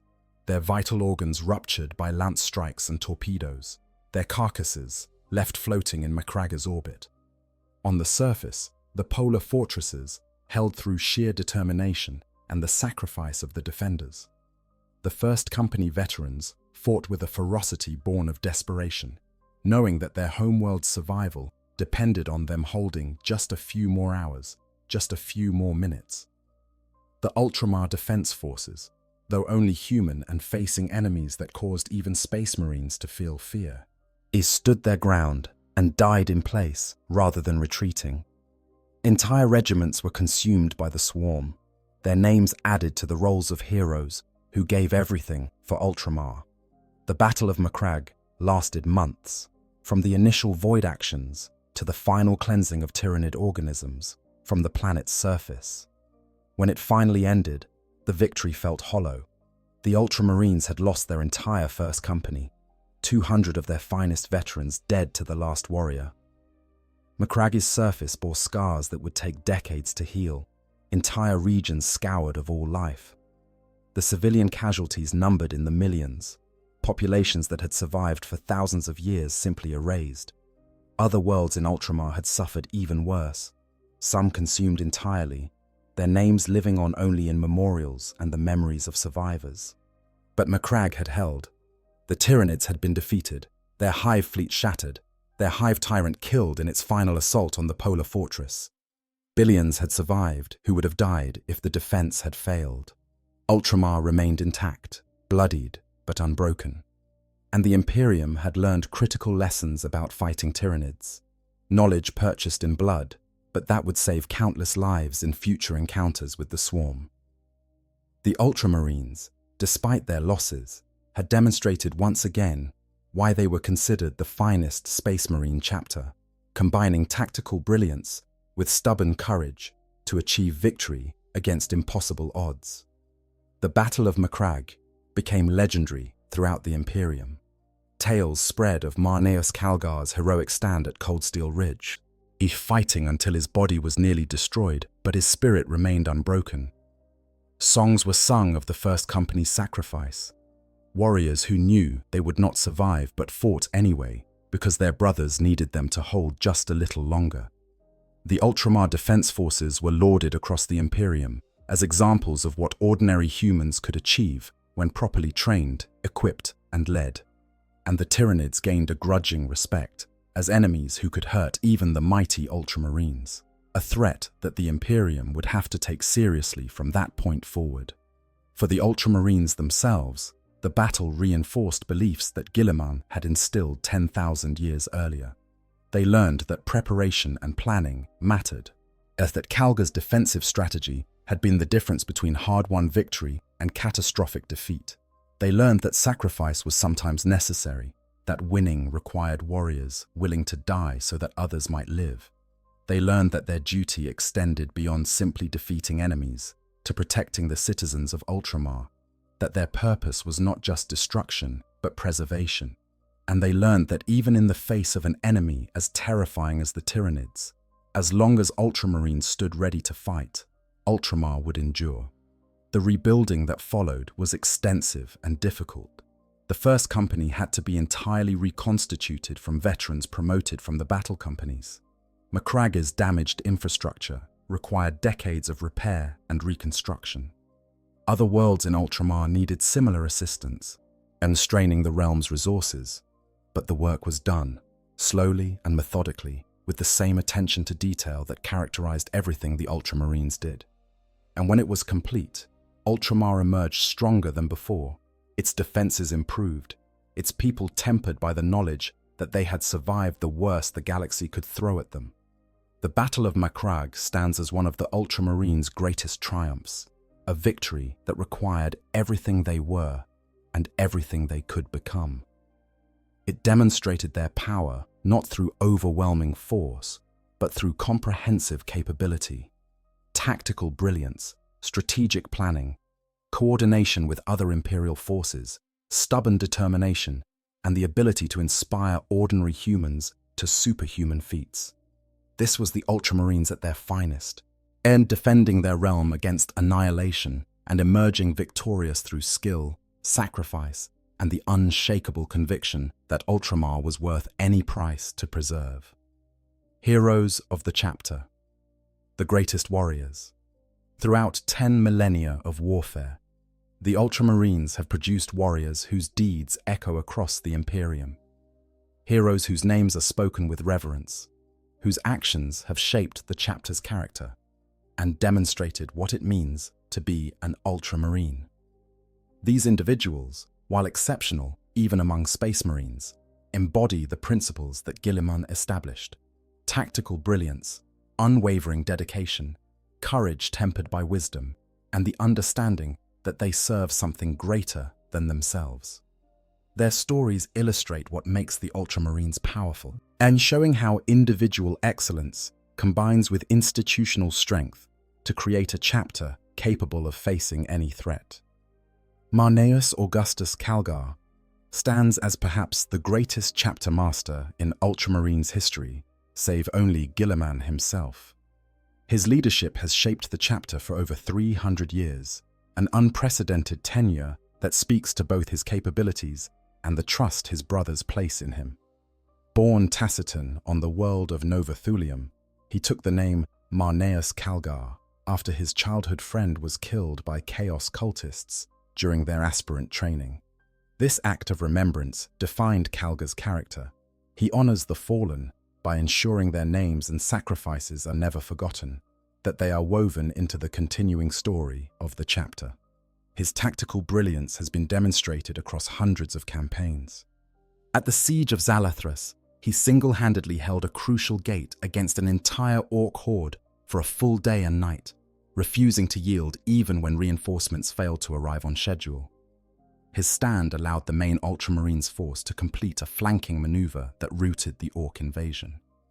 At Aurar's Sepulchre, he defeated an avatar of Cain in single combat, a feat that should have been impossible for any warrior not possessing a Primarch's power. The avatar fell before his gauntlets of Ultramar, its death causing the Elder Force to break and flee. But it is the Battle of Macragge for which Calgar is most remembered.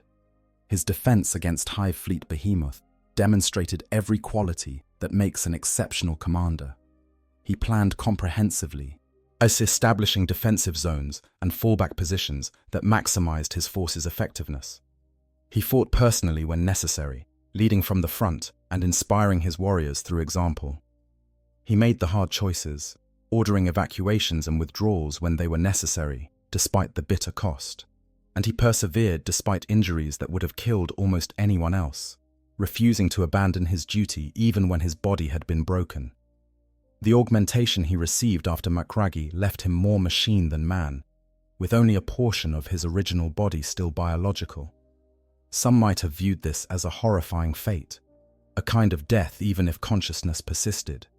Calgar embraced it as an opportunity to continue serving, viewing his reconstructed body as simply another tool to use in the Imperium's defense. His recovery and return to duty within months demonstrated the same stubbornness that had kept him fighting on Cold Steel Ridge, when any rational assessment would have said he should already be dead. When Reboot Guilliman returned, many wondered how Calgar would react to being supplanted as Lord of Macragge and effective commander of the Ultramarines. Would pride or ambition cause friction? Would he resent having to step aside after centuries of leadership? Instead, Calgar welcomed his Primarch's return with genuine joy, immediately ceding authority and offering his complete support. This demonstrated another of his greatest strengths: the absence of ego, the ability to recognize when others were better suited to lead, the understanding that the mission mattered more than personal glory. Calgar has since crossed the Rubicon Primaris, thus undergoing the dangerous transformation into a Primaris Space Marine. This decision, taken after extensive consultation with Archmagos Call and with Guilliman's blessing, was motivated by the desire to serve as long and effectively as possible. The procedure killed many who attempted it, the augmentation process often proving incompatible with older Space Marine physiology. Calgar survived through a combination of his already extensive augmentation, his iron will, and perhaps the Emperor's favor. He emerged larger, stronger, capable of fighting for centuries more in defense of Ultramar and the Imperium. Cato Sicarius represents a different aspect of Ultramarine character. Where Calgar embodies wisdom earned through centuries of experience, Sicarius demonstrates brilliance and ambition in equal measure. His rise through the ranks was meteoric, fueled by undeniable talent and a string of victories that earned him recognition far beyond normal for a relatively young Space Marine. His titles multiply with his achievements: Captain of the Second Company, Master of the Watch, Knight Champion of Macragge, Grand Duke of Talassar, High Suzerain of Ultramar. Each title represents real accomplishments, not empty honors granted through favoritism.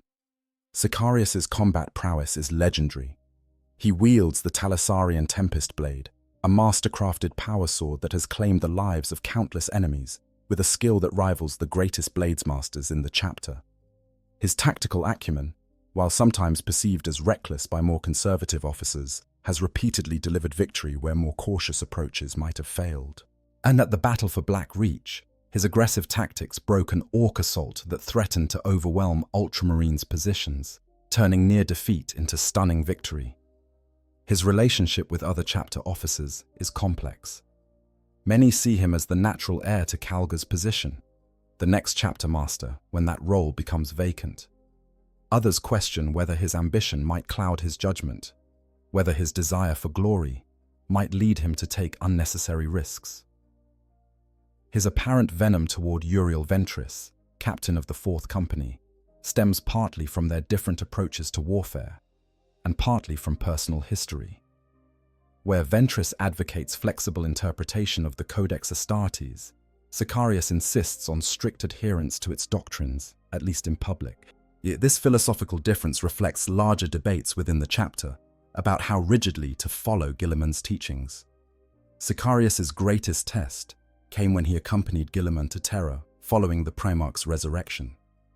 Being chosen for this honor validated his reputation as one of the chapter's finest warriors. The Terran Crusade exposed him to threats and challenges unlike anything he had faced before, fighting alongside his Primarch against enemies that would have destroyed lesser warriors. The experience seems to have matured him, tempering his ambition with wisdom, teaching him that personal glory mattered far less than successfully completing the mission. He returned to Macragge changed, more thoughtful, less concerned with accumulating honors and more focused on serving the chapter's needs. Varro Tigurius, the Ultramarines' chief librarian, represents the chapter's psychic power. As the most powerful Imperial psyker, save perhaps the Emperor himself, Tigurius wields abilities that allow him to see potential futures, to communicate across vast distances, even to touch the tyrannid hive mind and survive the experience. This last accomplishment alone marks him as exceptional beyond measure, as almost every psyker who has attempted such contact has been driven instantly and irreversibly insane. Tigurius's mental strength allowed him to endure the horror and return with valuable intelligence about tyrannid behavior and tactics. His prognostication abilities make him invaluable for strategic planning. He can perceive potential outcomes of proposed courses of action, warning commanders when their plans might lead to disaster, and suggesting alternatives that might succeed. This does not mean he can predict the future with certainty, only that he sees possible futures more clearly than most.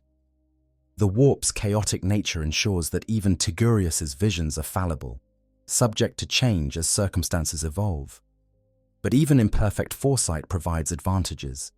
allowing the Ultramarines to prepare for threats before they fully manifest. Other heroes have left their mark on the chapter's history. Uriel Ventris, captain of the 4th Company, earned fame through his willingness to violate the Codex Astartes when circumstances demanded, then accepting exile for his actions and returning only after completing an impossible quest. His story demonstrates that true adherence to Guilliman's principles sometimes requires deviating from strict interpretation, that the spirit of the Codex matters more than its letter. His eventual rehabilitation and return to command validated this approach, showing that the Ultramarines value flexibility and innovative thinking even when it challenges established doctrine. Chaplain Ortan Cassius, Master of Sanctity, has served the chapter for over 400 years, long enough that he can still address Calgar as young Marnius and be taken seriously. His hatred of Tyranids stems from their attack on Ultramar and the devastation they caused. He has studied them obsessively, learning their tactics and behaviors, becoming the Imperium's foremost expert on fighting the Swarm. His knowledge has saved countless lives across multiple campaigns, making him invaluable despite his advanced age.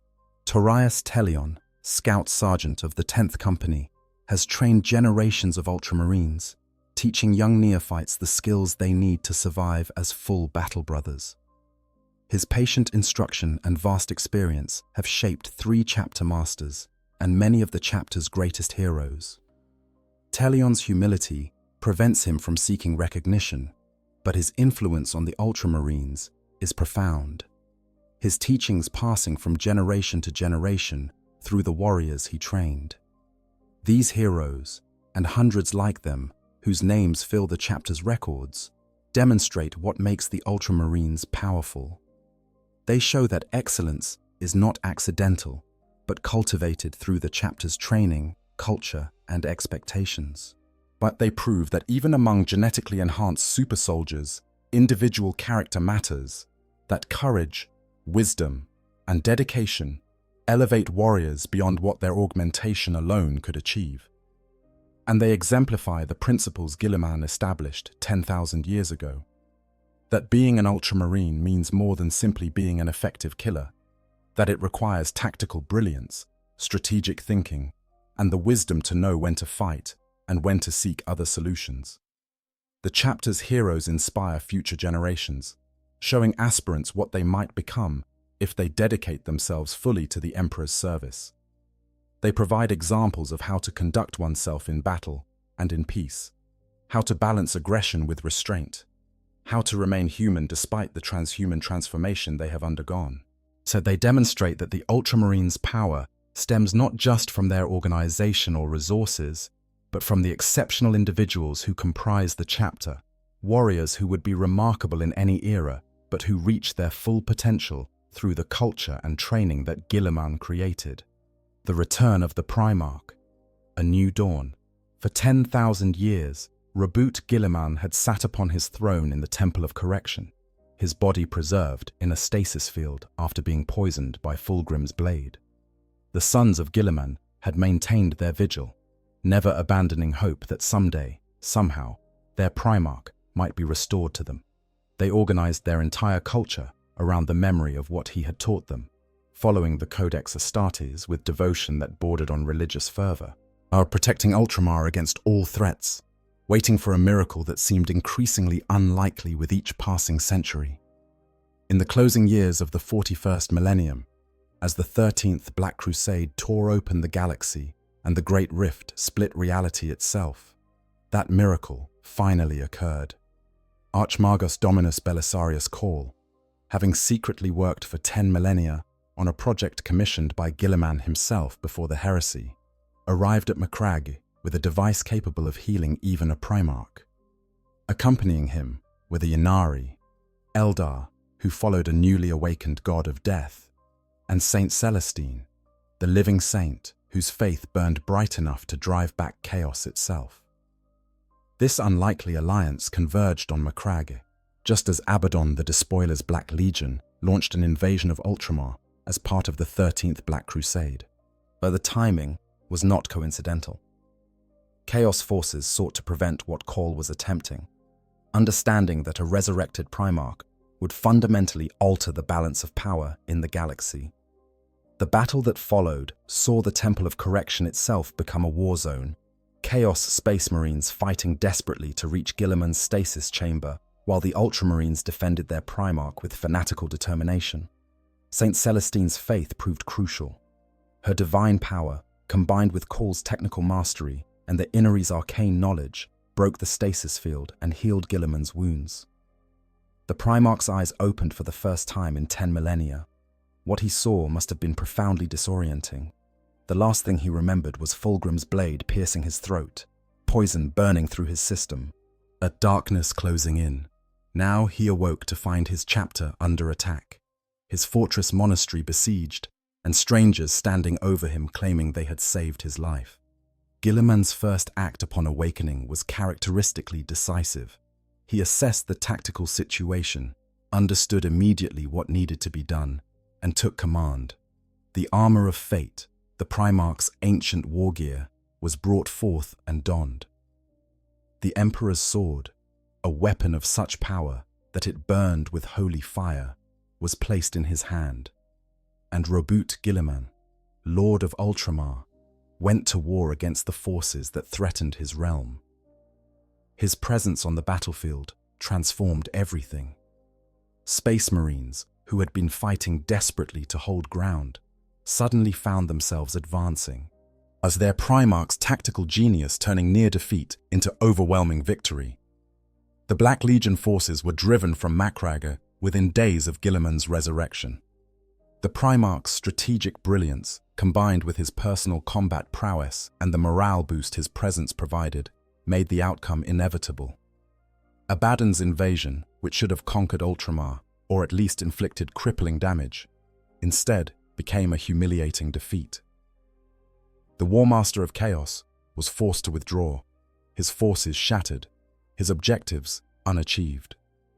Guilliman had returned, and the balance of power in the eastern fringe shifted dramatically in the Imperium's favor. But Guilliman's resurrection brought challenges as well as hope. The Imperium he returned to bore little resemblance to the one he had helped build. In his absence, and it had transformed into a theocratic nightmare where the Emperor was worshipped as a god despite having explicitly rejected such veneration. The bureaucracy had metastasized into something that would have been unrecognizable to the architects of the original Imperium, with inefficiency and corruption endemic at every level. The very imperial truth that he and his father had fought to establish had been completely abandoned, replaced by the ecclesiarchy's rigid dogma. The technological stagnation shocked him particularly. In the Imperium, he remembered, innovation had been encouraged. Scientists had pushed boundaries. Each generation had built upon the achievements of their predecessors. Now, the Adeptus Mechanicus treated technology as religious mysteries rather than scientific principles. And standard template constructs were venerated as holy relics rather than used as blueprints for mass production. The Imperium had stopped advancing and started merely surviving, clinging to what it had rather than striving for improvement. Most troubling of all was the sheer scope of suffering. Billions of humans lived lives of grinding poverty and oppression, working themselves to death in manufactorums or conscripted into Imperial Guard regiments where their lives were spent like ammunition. Worlds that should have been prosperous were instead hellscapes of pollution and exploitation. The Imperium consumed its own citizens as readily as it consumed any other resource, viewing human life as expendable in service of continued survival. This was not what Guilliman and the Emperor had fought to build. This was a perversion of their vision, a dystopia that mocked everything they had believed in. Guilliman's frustration and grief were profound, but he was nothing if not pragmatic. Lamenting what had been lost accomplished nothing. The question was, what could be done with the Imperium as it actually existed, not as he wished it to be? His first priority was reaching Terra, consulting with his father if that was even possible given the Emperor's condition, and assuming whatever authority was necessary to stabilize the Imperium before it collapsed entirely. The Terran Crusade was launched, a fleet carrying Guilliman and his chosen warriors toward the throne world. The journey proved eventful. Guilliman encountered enemies that tested even a Primarch's capabilities. He saw the extent of chaos corruption, watching worlds that should have been loyal burning in the fires of heresy. And he witnessed the Imperium's dysfunction firsthand. Good men dying because incompetent officers refused to adapt tactics or because supply lines had broken down through bureaucratic negligence. Each world he passed reinforced his understanding that the Imperium was dying, slowly bleeding out from 10,000 wounds, and that without dramatic intervention, it would not survive another millennium. Reaching Terra required fighting through multiple Chaos fleets that sought to intercept and destroy the Crusade. Guilliman commanded these battles personally, demonstrating that 10,000 years in stasis had not dulled his tactical genius.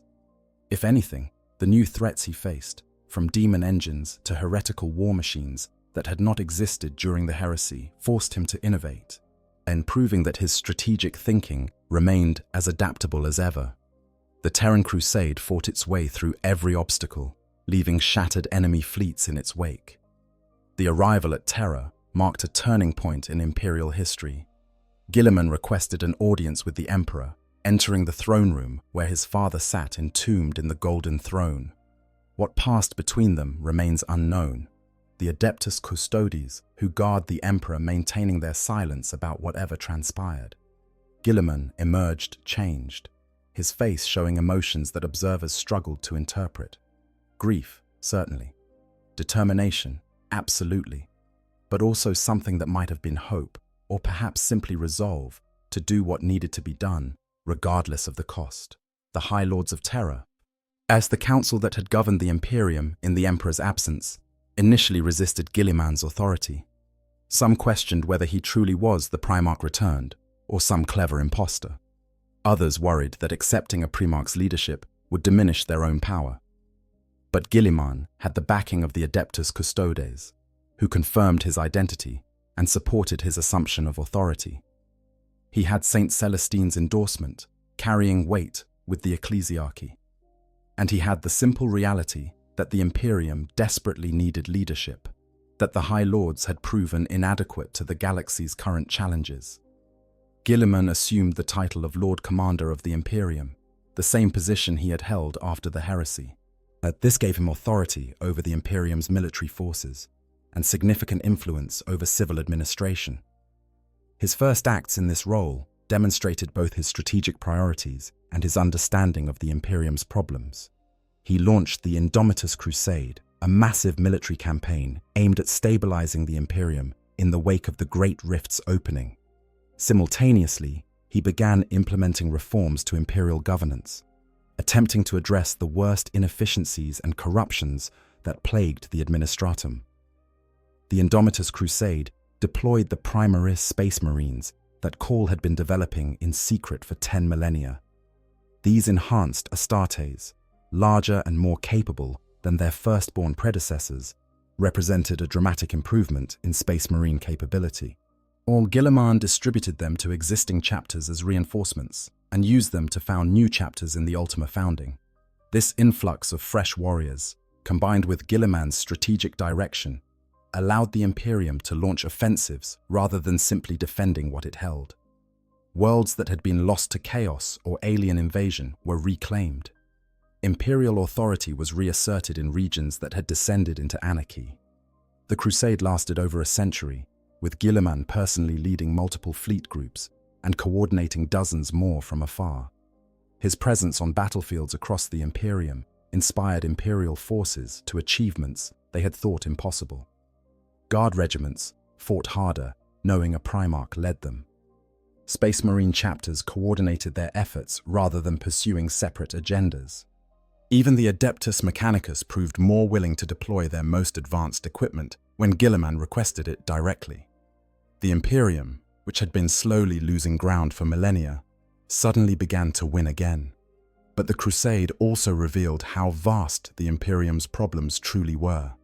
For every world Guilliman liberated, 3 more sent distress calls. For every victory won, news arrived of defeats elsewhere. The galaxy, had become too large, too chaotic, too besieged on all sides for even a Primarch to address every threat.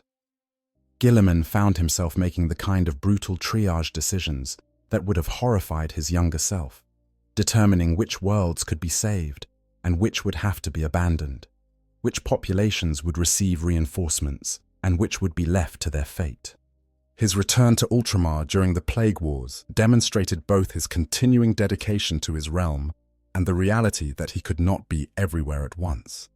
While Guilliman had been conducting the Indomitus Crusade, Mortarion and the Death Guard had invaded Ultramar, bringing plagues and corruption that threatened to transform the 500 worlds into a garden of Nurgle. Marneus Calgar and the Ultramarines had fought desperately to contain the invasion, but they were being overwhelmed. Guilliman's return with Primaris reinforcements turned the tide, driving Mortarion back and saving Ultramar from corruption.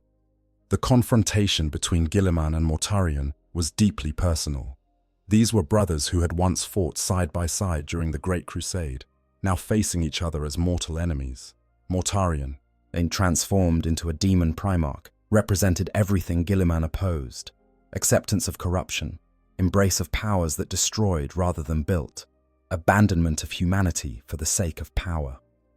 Their battle was as much philosophical as physical, each representing fundamentally incompatible visions for humanity's future. Guilliman's Emperor's sword, burning with holy fire, proved capable of harming even a daemon Primarch. Mortarion was driven back, though not permanently destroyed, fleeing into the warp to nurse his wounds.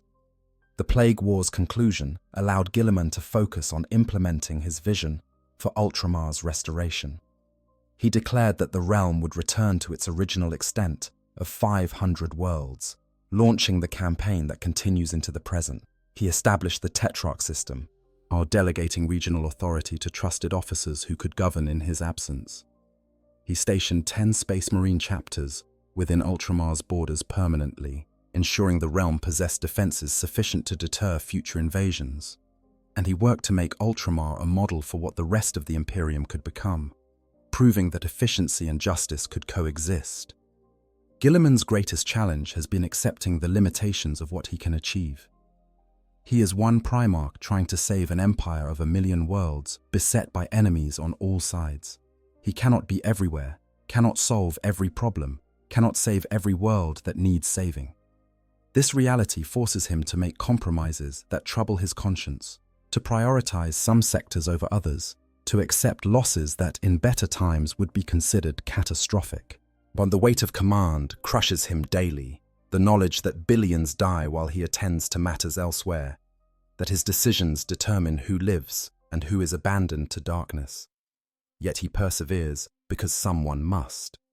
The Imperium needs leadership, direction, a voice that can cut through the bureaucratic paralysis and religious dogma to make decisions based on strategic necessity.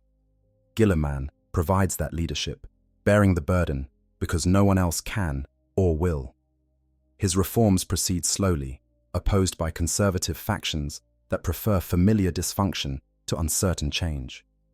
His military campaigns continue, each victory buying time for humanity to survive another day, another year, another century. And through it all, yet he holds to the principles that have defined him across 11,000 years, that humanity deserves better than mere survival, that civilization is worth fighting for, that there is a better way if only people have the courage to pursue it. The return of Roboute Guilliman has transformed the Imperium in ways still unfolding. His presence alone provides hope that was absent before, the knowledge that humanity is not entirely bereft of heroes, that the Emperor's sons can still fight for mankind. His strategic genius has won victories that would have been impossible without him. His organizational skills have brought order to chaos. His vision has begun to show the Imperium a path forward rather than simply trying to hold what it has. The full impact of his return will not be known for generations. But already, the Imperium of the 42nd Millennium looks different from what it would have been had he remained in stasis. For the Ultramarines themselves, their Primarch's return has been both validation and challenge. Validation, because it proves that their 10,000-year vigil was not in vain, that maintaining their principles and following the Codex Astartes was the right choice. Challenge, because Guilliman expects more from them now than simple adherence to doctrine. He pushes them to be better, to think more flexibly, to remember that the Codex is a guide rather than a restriction. The chapter has responded by rededicating itself to excellence, determined to prove worthy of their Primarch's trust, and to live up to the standards he sets through his example. Guilliman's resurrection marks a new chapter in the Ultramarines' history, or one where they fight not just to preserve what has been, but to build toward what might be.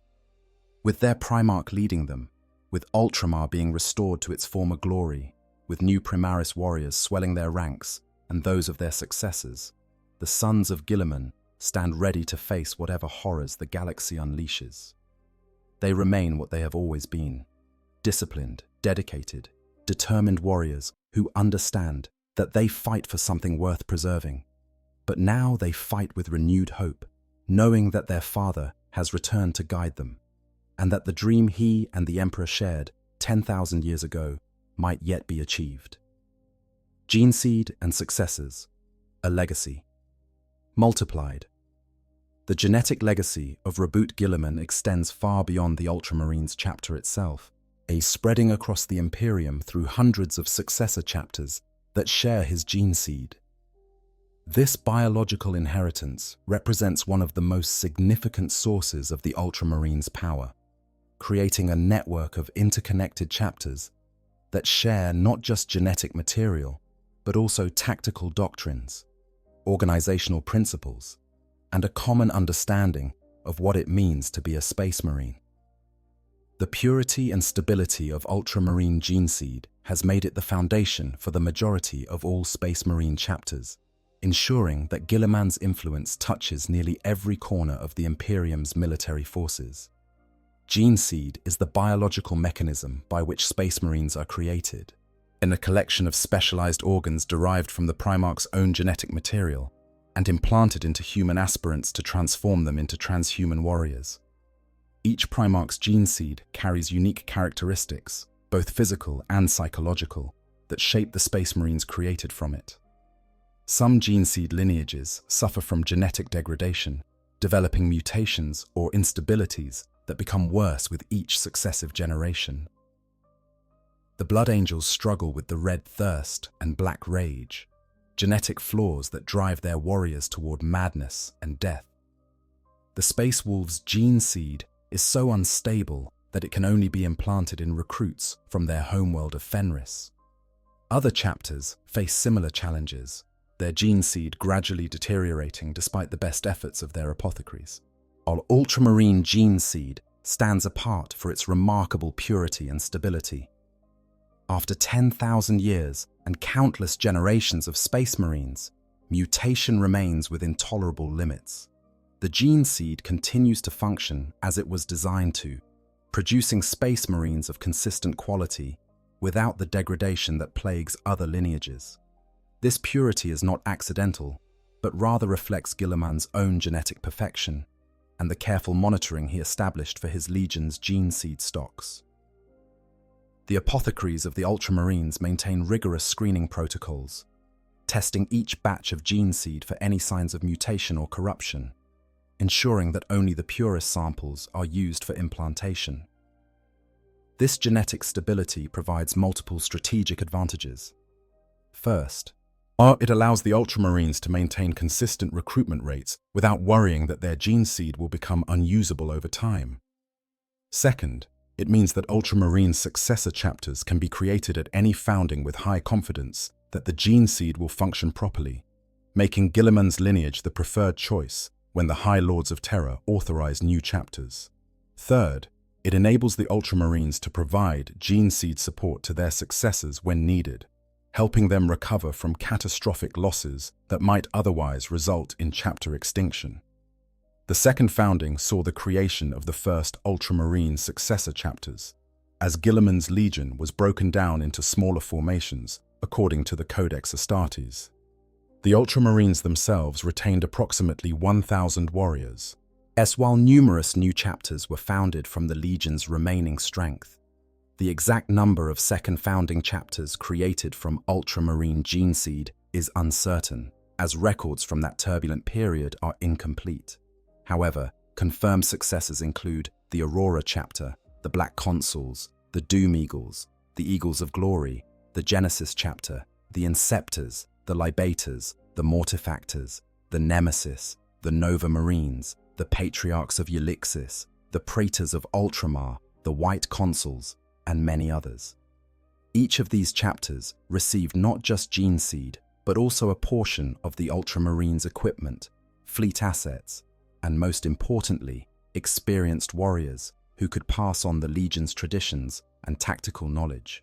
And these founding brothers ensured that the new chapters understood proper interpretation of the Codex Astartes, maintained the Ultramarines' standards of discipline and excellence, and remembered that they served humanity rather than their own glory. The genetic and cultural connection between the Ultramarines and their successors created a network of mutual support and shared identity that persists 10,000 years later. Subsequent foundings have continued drawing heavily on Ultramarine gene seed. The third founding, fourth founding, and every founding since has created additional chapters from Guilliman's lineage. Some of these chapters remain strictly Codex compliant, following every dictate of the Codex Astartes as closely as the Ultramarines themselves. And others have developed their own traditions and organizational modifications while maintaining the core principles. A few have diverged significantly, adapting to unique circumstances or interpreting the Codex differently than their progenitors would prefer. But all share the genetic heritage that links them to Macrage and to Roboute Guilliman. The cultural connection between Ultramarine successors varies significantly. Some maintain close ties with their parent chapter, regularly coordinating operations, sharing intelligence, and supporting each other during major campaigns. The Nova Marines, for instance, are known for their fierce dedication to the Codex Astartes, sometimes even more rigid than the Ultramarines themselves. They view any deviation from the Codex as borderline heretical and have been known to criticize other chapters, even fellow successors, for insufficient adherence to its principles. The Aurora chapter, by contrast, while respecting the Codex, has developed its own tactical specialties and organizational quirks that distinguish them from their progenitors. The Genesis chapter represents another approach, maintaining extremely close ties to the Ultramarines and often coordinating their campaigns to support Ultramar's defense. Their chapter master regularly consults with the Lord of Macragge, and their warriors train alongside Ultramarines when opportunities permit. This close relationship has made them effectively an extension of the Ultramarines' power, adding another 1,000 warriors to the forces that can be rapidly deployed in Ultramar's defense. The recent assignment of Genesis chapter, forces to serve as one of Ultramar's shield chapters, has formalized a relationship that has existed informally for millennia. Other successors have developed more independent identities while still honoring their genetic heritage. The Mortifactors, recruiting from a death-worshipping culture on their homeworld, have incorporated local traditions into their chapter cult while maintaining Codex-compliant organization. Their warriors engage in ritual scarification and wear death masks into battle, practices that would seem out of place among the Ultramarines, but which do not conflict with the Codex's actual requirements. This demonstrates the Codex's flexibility, its ability to accommodate cultural variations while maintaining organizational and tactical coherence. When the relationship between the Ultramarines and their successors became particularly significant during the Plague Wars. When Mortarian's forces invaded Ultramar, numerous successor chapters responded to calls for aid, sending whatever forces they could spare to defend their progenitor's realm. The Aurora chapter, the Nova Marines, the Praetors of Ultramar, and many others sent companies or even larger forces to fight alongside the Ultramarines against the Death Guard. This response demonstrated the strength of the genetic and cultural bonds connecting Guilliman's descendants, showing that they viewed Ultramar's defense as their own responsibility. rather than simply the Ultramarines' concern. The Ultima founding, authorized by Roboute Guilliman following his resurrection, created hundreds of new chapters using Primaris gene seed. Many of these were founded using Ultramarine genetic material, further expanding Guilliman's lineage. These new chapters, like the Rift Stalkers and the Void Tridents, bring fresh perspectives and capabilities, while maintaining connection to their genetic heritage. Some consist entirely of Primaris Marines, while others have been assigned to reinforce existing chapters that suffered catastrophic losses during the opening of the Great Rift. The decision to permanently station 10 successor chapters within Ultramar's borders represents a new development in the relationship between the Ultramarines and their genetic descendants. These shield chapters, including the Scythes of the Emperor, the Doom Eagles, the Praetors of Ultramar, and others, and now have designated homeworlds within the 500 worlds and contribute directly to the realm's defense.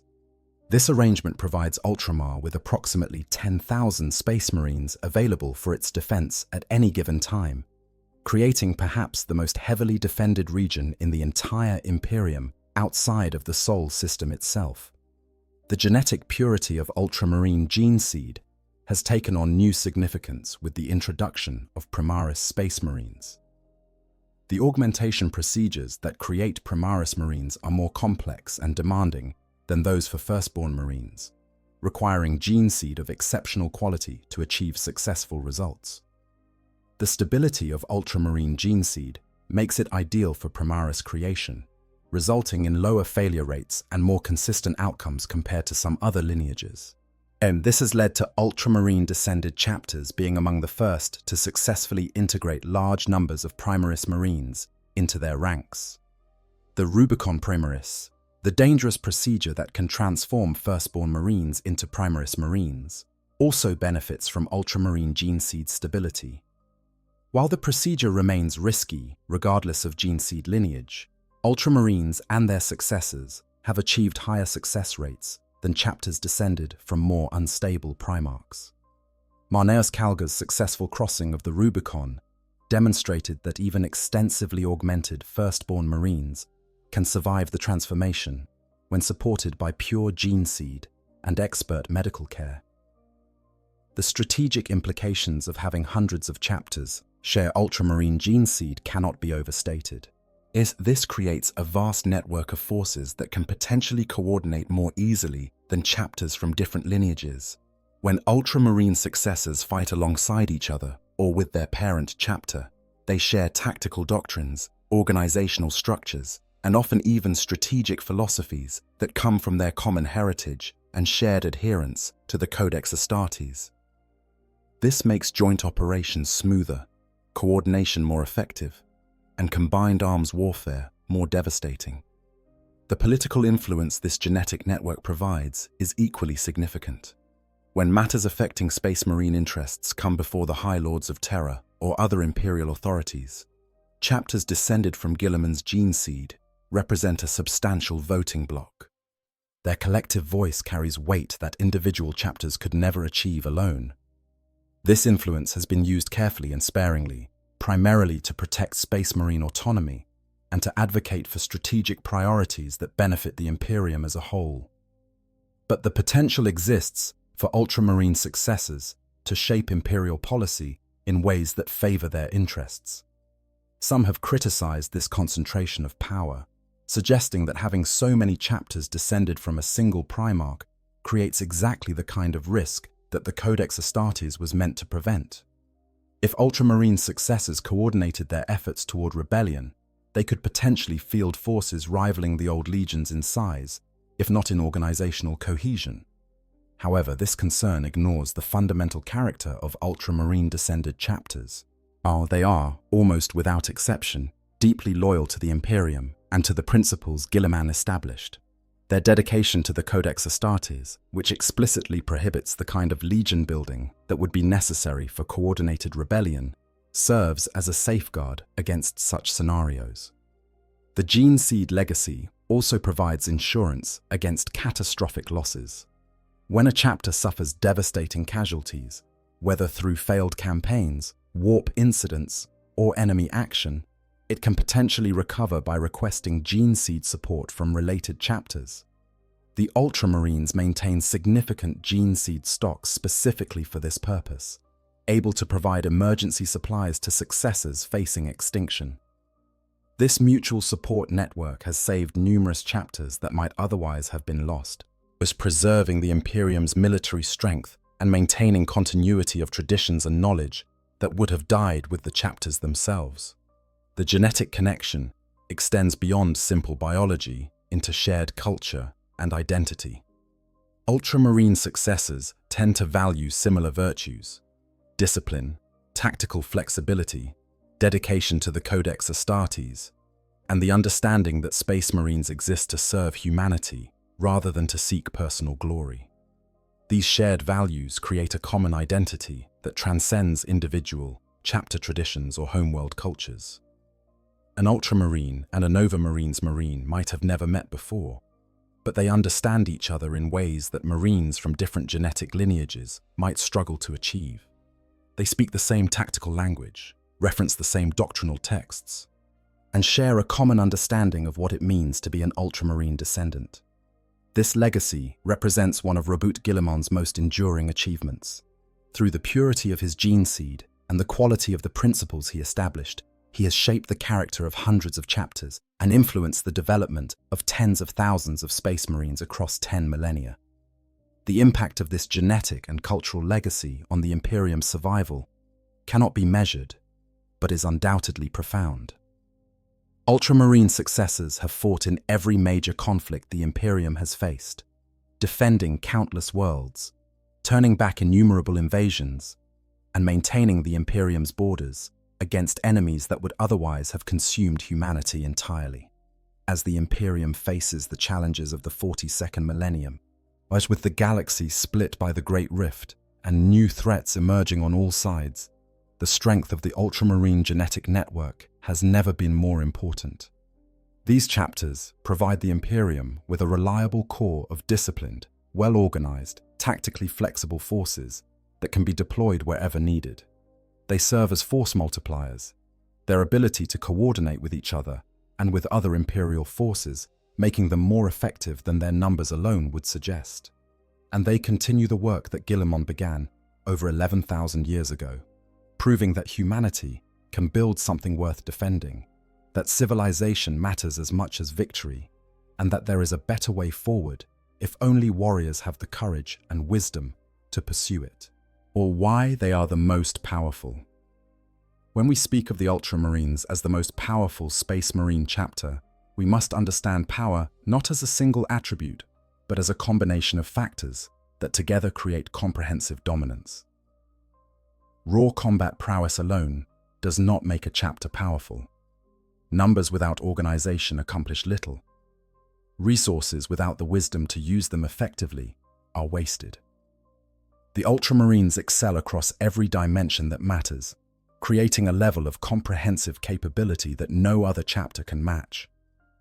Their power flows from multiple sources, each reinforcing the others, building a whole far greater than the sum of already impressive parts. The most obvious source of their power is numbers and influence, with hundreds of successor chapters sharing their gene seed. As the Ultramarines possess a genetic legacy that encompasses potentially 2/3 of all Space Marines in existence.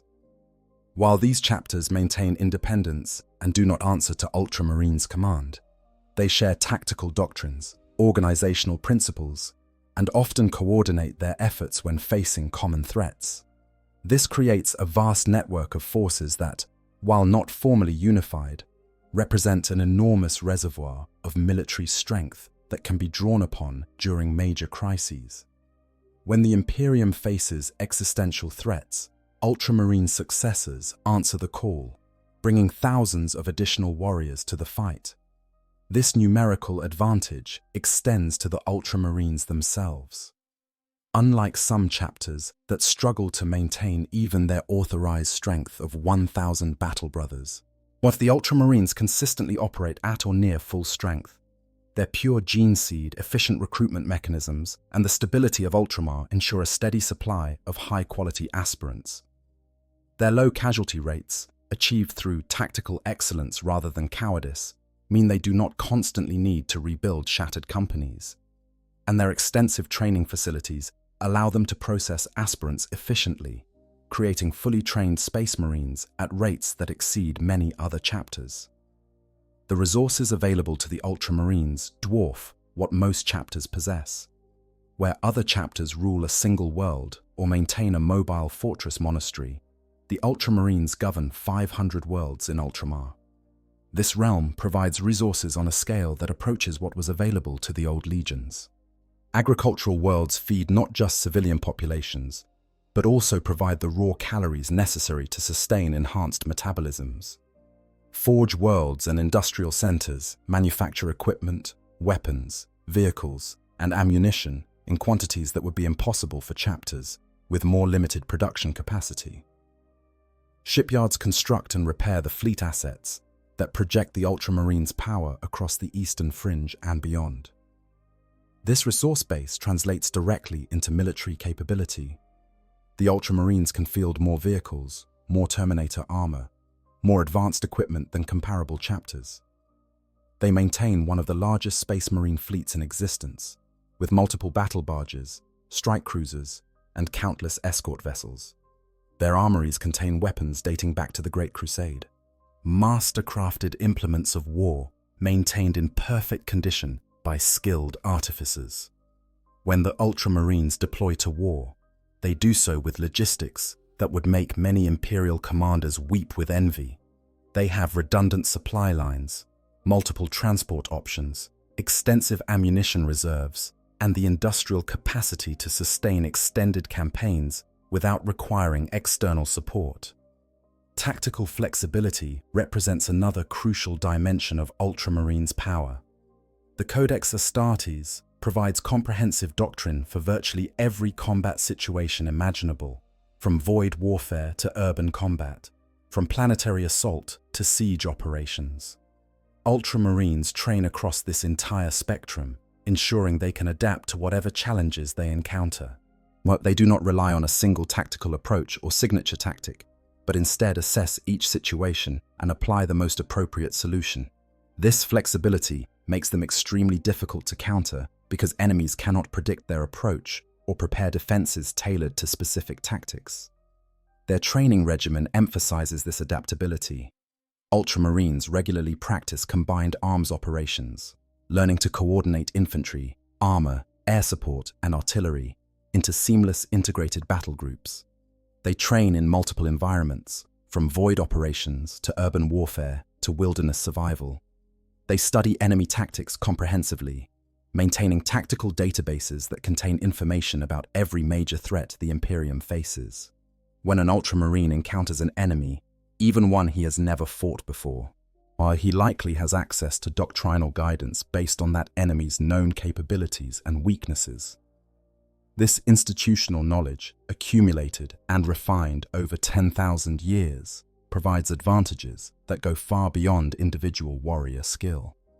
Leadership quality contributes significantly to Ultramarines' power. The chapter consistently produces commanders of exceptional capability, warriors who understand both tactical execution and strategic planning. Marneus Calga, Cato Sicarius, the various captains commanding the chapter's companies, all represent the highest standard of Space Marine leadership. They make good decisions under pressure, adapt their plans when circumstances change, coordinate effectively with other Imperial forces, and inspire their warriors to exceptional performance. This quality of leadership means that Ultramarines' forces consistently outperform what their raw numbers would suggest, achieving more with less through superior planning and execution. The chapter's culture emphasizes excellence across all dimensions of warfare rather than specializing narrowly. Where some chapters pride themselves on close combat prowess or others focus on mechanized warfare, the Ultramarines maintain competence across every combat discipline. They produce skilled marksmen, devastating assault troops, competent vehicle crews, and capable void warfare specialists. This comprehensive capability means they can adapt their force composition to match mission requirements rather than trying to force every problem into the same tactical solution.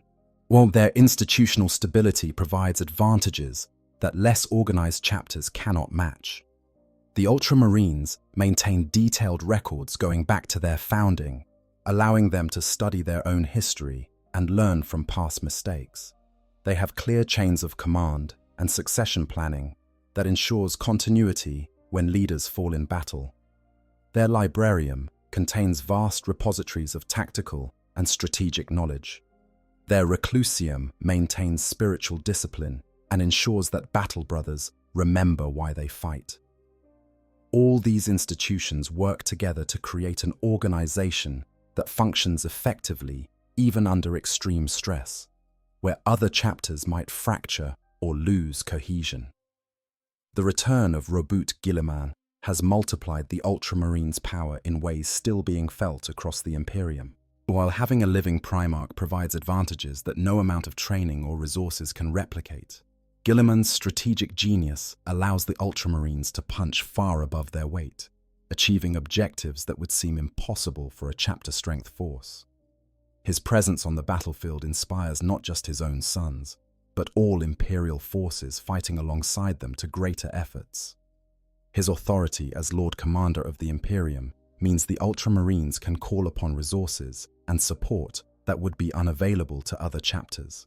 And his vision for what the Imperium should become gives the chapter a sense of purpose that transcends simple duty or indoctrination. Guilliman's reforms to the Codex Astartes have also enhanced Ultramarines' effectiveness. The introduction of Primaris Marines has provided the chapter with larger, stronger warriors equipped with superior war gear. The Primaris organizational structure, with lieutenants supporting captains and new unit types providing capabilities that firstborn Marines lacked, has made the Ultramarines more flexible and capable than ever before. The chapter has embraced these changes more readily than some other chapters, recognizing them as improvements rather than threats to tradition. This willingness to adapt while maintaining core principles demonstrates the Ultramarines' understanding that the Codex is a living document rather than unchanging dogma. Strategic positioning enhances the Ultramarines' power significantly. Ultramar sits on the eastern fringe, positioned to respond to threats emerging from beyond the Imperium's borders or from the galactic core. The realm's network of worlds provides multiple bases from which to launch operations. Its location means the Ultramarines can project power across a vast region without the supply line vulnerabilities that might affect chapters operating from single-world bases. And with the restoration of Ultramar to its full 500-world extent, this strategic depth has only increased, making the Ultramarines even more capable of sustained military operations. The relationship between the Ultramarines and other Imperial institutions provides less tangible but equally important power. The chapter maintains good relations with the Adeptus Mechanicus, ensuring reliable equipment supplies and technical support. They work effectively with the Imperial Guard, understanding that Space Marines and regular human forces can accomplish more together than separately. They coordinate with Imperial Navy assets to ensure fleet support when needed. This ability to function as part of larger Imperial force structures, rather than as isolated warriors fighting their own wars, multiplies their effectiveness dramatically. Their reputation serves as a force multiplier as well. When Imperial worlds learn that the Ultramarines are coming to their defense, morale improves dramatically. Citizens fight harder, knowing that the Emperor's finest are arriving to help them. Enemy forces sometimes withdraw rather than face the Ultramarines, understanding that victory against them is unlikely. This psychological impact, built through 10,000 years of consistent excellence, all means battles are sometimes won before the first shot is fired, simply through the knowledge that the sons of Guilliman are en route. The integration of multiple successor chapters into Ultramar's defense, creating the Shield Chapters system, represents another force multiplier. Having approximately 10,000 Space Marines available for Ultramar's defense means that Ultramarines themselves can deploy more aggressively to other theaters without leaving their homeworlds vulnerable. This allows them to maintain both strategic defense and tactical offense simultaneously, something few chapters can achieve. The shield. Chapters also provide tactical diversity, each bringing their own specialties and approaches, while remaining interoperable with the Ultramarines due to shared gene seed and doctrinal foundations. Perhaps most importantly, yes, the Ultramarines possess something that many chapters lack: a clear understanding of what they fight for, beyond simple duty or indoctrination. Ultramar represents an ideal, a demonstration that humanity deserves better than the grinding oppression that characterizes most of the Imperium. Every Ultramarine understands that he fights not just against enemies, but for something positive, for the preservation of a way of life that proves humanity can be more than the Imperium's worst aspects. This sense of purpose, this knowledge that their sacrifices protect something genuinely worth preserving, provides motivation that goes deeper than conditioning or genetic programming. When all these factors combine, the numbers, the resources, the tactical flexibility, the leadership quality, the institutional stability, the Primarch's guidance, as the strategic positioning, the inter-institutional cooperation, the reputation, and the sense of purpose, they create a chapter that is simply more comprehensively powerful than any other. Individual chapters might excel in specific areas. The Space Wolves might be more ferocious in close combat. The Imperial Fists might be better siege specialists. The Raven Guard might be more skilled at stealth operations.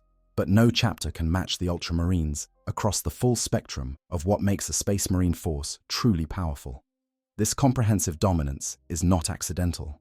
It results from 10,000 years of institutional development, from Guilliman's vision implemented consistently across millennia, from careful attention to recruitment, training, doctrine, logistics, and culture. The Ultramarines are powerful because they have worked continuously to be powerful, because they refuse to rest on past achievements, because they constantly seek improvement while maintaining the core principles that make them who they are.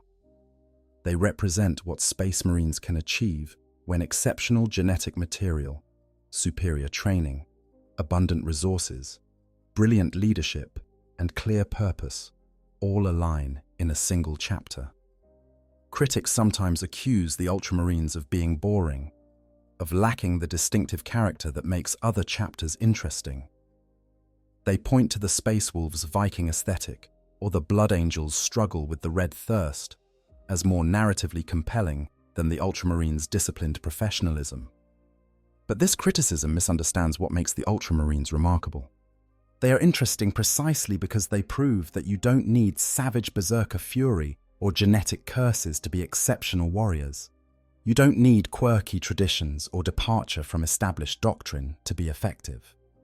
The Ultramarines demonstrate that discipline, intelligence, organization, and comprehensive excellence can triumph over more dramatic but less sustainable approaches to warfare. Their power is the power of civilization over barbarism, of reason over emotion, of careful planning over improvisation, of sustainable excellence over brief moments of glory. It is the power of an institution that has maintained its core identity across 10 millennia while adapting to changing circumstances. It is the power of warriors who understand that they serve something greater than themselves, who fight not for personal glory, but for the protection of humanity itself. And it is the power of a dream, Guilliman's dream, that humanity can be more than simply survivors clinging to existence in a hostile galaxy. Through the Ultramarines, that dream persists, a light in the darkness proving that there is a better way, that humanity's defenders can be builders as well as destroyers, guardians as well as warriors. Conclusion: guardians of humanity's future. As we reach the end of this journey through Ultramarines' history, capabilities, and character, one truth becomes undeniable. No Space Marine chapter better embodies both the theoretical ideal and practical reality of what the Emperor's Angels of Death were meant to be. From their origins as the 13th Legion through 10,000 years of unceasing warfare, to their current role in the Imperium's desperate struggle for survival, The Ultramarines have consistently demonstrated that power without wisdom is mere brutality, that strength without purpose is ultimately hollow, and that true guardianship of humanity requires more than simply being effective killers. Their story is one of transformation and persistence. They began as one legion among 18, distinguished mainly by their size and the efficiency of their conquests. Under Robert Guillimon's leadership, they became something more, a demonstration that Space Marines could be builders of civilization rather than simply instruments of destruction. The Great Crusade saw them not just conquering worlds, but improving them, establishing systems and institutions that would outlast any individual warrior or campaign. This approach, viewed by some of their brother legions as overly cautious or insufficiently warlike, proved its value in the worlds that remained loyal to the Imperium when the heresy tore the galaxy apart. The betrayal at Calth and the Shadow Crusade tested the Ultramarines as nothing had before. They faced not just military defeat, but the fundamental challenge to their worldview that came from witnessing trusted brothers turn traitor. The word-bearer's treachery at Calth should have broken them, might have broken less disciplined warriors. Instead, the Ultramarines endured, fighting back against impossible odds, protecting what they could of the 500 worlds even while isolated from the broader Imperium. But their survival during this period was not inevitable, but rather the result of the institutional resilience that Guilliman had built into his legion's structure and culture. The Codex Astartes stands as Guilliman's response to the heresy, his attempt to ensure that such a catastrophe could never happen again while preserving the tactical and organizational knowledge that had made the legions effective. Through this work, Guilliman shaped the future of all Space Marines, not just his own chapter.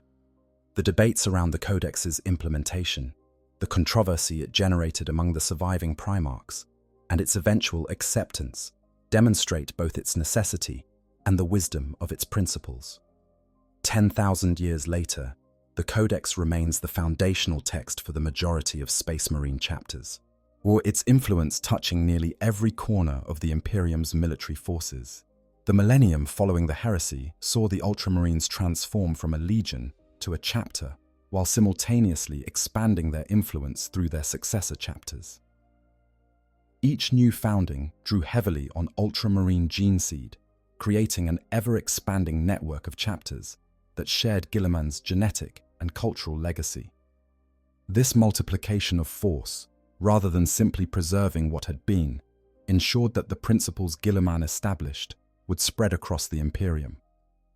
The Ultramarines became not just a single chapter, but the template by which most other chapters organized, fought, and understood their role in Imperial society.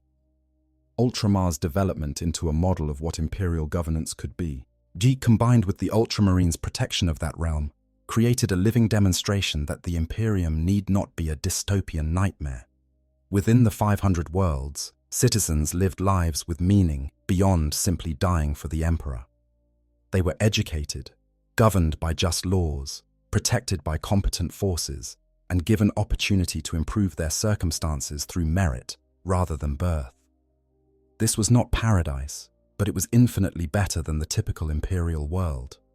And it proved that another way was possible, that the Imperium's brutality was a choice rather than an inevitability. The Battle of Macragge represents the Ultramarines at their finest, facing an enemy that threatened not just their chapter, but all of Ultramar, and potentially the entire Eastern Fringe. The defense required everything they were: tactical brilliance, strategic depth, stubborn courage, and the ability to coordinate with other Imperial forces effectively. The victory came at tremendous cost, but it was victory nonetheless, achieved through the kind of comprehensive excellence that defines the Ultramarines. The battle became legendary, not just because of the heroism displayed, but because it demonstrated that even the most overwhelming threats could be defeated through proper preparation, sound tactics, and unwavering determination. The 10,000 years during which Guilliman sat in stasis represented both a test and a validation of everything he had built. Without their Primarch's direct guidance, the Ultramarines maintained their character. following the principles he had established even when doing so seemed difficult or outdated. They adapted to new threats while remaining true to core values. They continued building rather than simply defending. They preserved the institutional knowledge and cultural traditions that made them unique. When Guilliman finally returned, he found a chapter that had remained worthy of his trust, that had not abandoned his teachings despite having every excuse to do so over 10 millennia of darkness and warfare. Guilliman's resurrection marks not an ending, but a beginning, the start of a new chapter in Ultramarines' history, where they fight not just to preserve what has been, but to build toward what might be. With their Primarch leading the Imperium, with Ultramar being restored to its former glory, with new Primaris warriors swelling their ranks, the Ultramarines stand at the forefront of humanity's efforts to survive the 42nd Millennium's challenges. The Great Rift has torn the galaxy apart, new threats emerge constantly, and the Imperium faces pressures that might finally break it. But as long as the Ultramarines endure, as long as warriors fight for Guilliman's vision of what humanity can become, hope remains. Their power, as we have explored throughout this script, comes not from any single source, but from the combination of factors that together create comprehensive excellence. They possess numbers through their vast network of successor chapters. They have resources through Ultramar's productivity. They demonstrate tactical flexibility through their training and doctrine. They maintain organizational stability through their institutional structures. They benefit from exceptional leadership at every level. And they fight with a sense of purpose that transcends simple duty, understanding that they protect not just the Imperium, but the ideal of what the Imperium should be. This comprehensive power makes them the most powerful Space Marine chapter, not because they excel in any single dimension of warfare, but because they excel in all dimensions simultaneously. They can fight any battle, campaign in any environment, coordinate with any Imperial force, adapt to any threat. Where other chapters might be specialists, masters of particular types of warfare, the Ultramarines are generalists who have refined general competence to such a degree that it surpasses most forms of specialized excellence. They prove that you do not need to be the best at any one thing if you are excellent at everything. But what truly makes the Ultramarines powerful is what they represent. In a galaxy where brutality and oppression have become normalized, where human life is valued less than ammunition, and where hope itself is considered a dangerous delusion, the Ultramarines demonstrate that another way is possible. Ultramar proves that worlds can be both prosperous and loyal, that citizens can be educated and still faithful, that governance can be effective without being cruel. The Ultramarines themselves prove that discipline and flexibility are not opposites, that following doctrine and adapting to circumstances can coexist, that warriors can be more than simply killers. As they carry forward the dream that Reboot Guilliman and the Emperor shared during the Great Crusade, that humanity deserves a future worth living, not just survival purchased through endless suffering. Every time an Ultramarine chooses tactics that minimize casualties, both friendly and enemy, he honors that dream. Every time the chapter helps rebuild a world they have liberated rather than simply moving on to the next conquest, they demonstrate their commitment to something beyond war.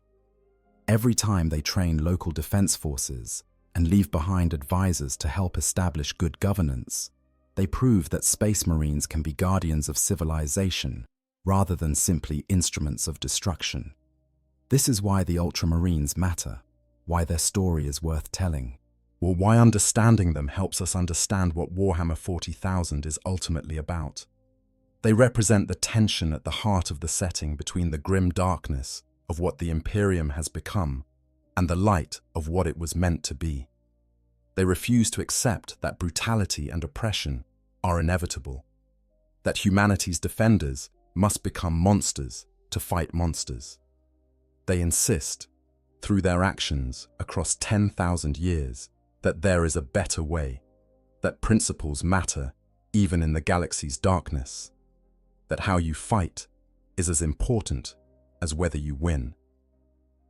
If you've enjoyed this deep dive into the Ultramarines, their history, their capabilities, and what makes them the most powerful Space Marine chapter in Warhammer 40,000, please consider liking this video and subscribing to the channel. Your support helps create more content exploring the rich lore of the 41st Millennium. Share your thoughts in the comments about what aspect of the Ultramarines you find most interesting, whether it's their tactical doctrines, their heroes, the realm of Ultramar, or Reboot Guilliman's vision for humanity's future. The Ultramarines' story continues in the present age, as the Imperium fights for survival against threats on all sides, with Guilliman leading the Imperium's military forces, with Ultramar being restored to its full glory, with Primaris reinforcements strengthening both the Ultramarines and their successor chapters. The sons of the 13th Legion stand ready to face whatever horrors the galaxy unleashes. They remain what they have always been, disciplined, dedicated, and determined warriors who understand that they serve something greater than themselves. They are the Ultramarines, the model by which all other Space Marines are measured, the living embodiment of what the Emperor's Angels of Death were meant to be. In the grim darkness of the far future, where there is only war, the Ultramarines prove that how you fight that war matters. They prove that victory and principles are not mutually exclusive, that you can be both effective warriors and guardians of civilization, that it is possible to hold the line against chaos without becoming chaotic yourself. As long as they endure, as long as their blue armor gleams on battlefields across the galaxy, as long as their battle cry echoes through war zones and their gene seed passes to new generations, the dream endures. The dream of an Imperium that protects rather than oppresses, that builds rather than simply survives, that offers humanity something worth fighting for rather than simply something to fear losing. This is the power of the Ultramarines. Not just their numbers, not just their resources, not just their tactical brilliance or organizational excellence. Their power lies in their refusal to compromise on what they are, their dedication to proving that another way is possible, their commitment to being more than the galaxy's darkness demands they become. They are powerful because they fight for something worth preserving, because they remember what civilization means, because they honor their Primarch by being worthy of the trust he placed in them. We are the Ultramarines, the sons of Guilliman. Whilst we draw breath, we stand. Whilst we stand, do we fight. Whilst we fight, we prevail. Nothing shall stay our wrath. Nothing shall diminish our determination. Nothing shall turn us from our duty. For we are the Emperor's finest, the template by which all others are measured, the guardians of Ultramar and defenders of humanity.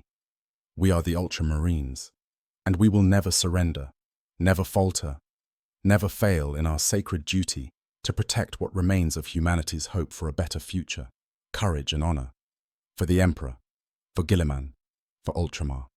I hope you guys enjoyed the story. Make sure to hit the subscribe, like, share button, whatever you want. Give me some feedback if there's any. And yeah, sleep well.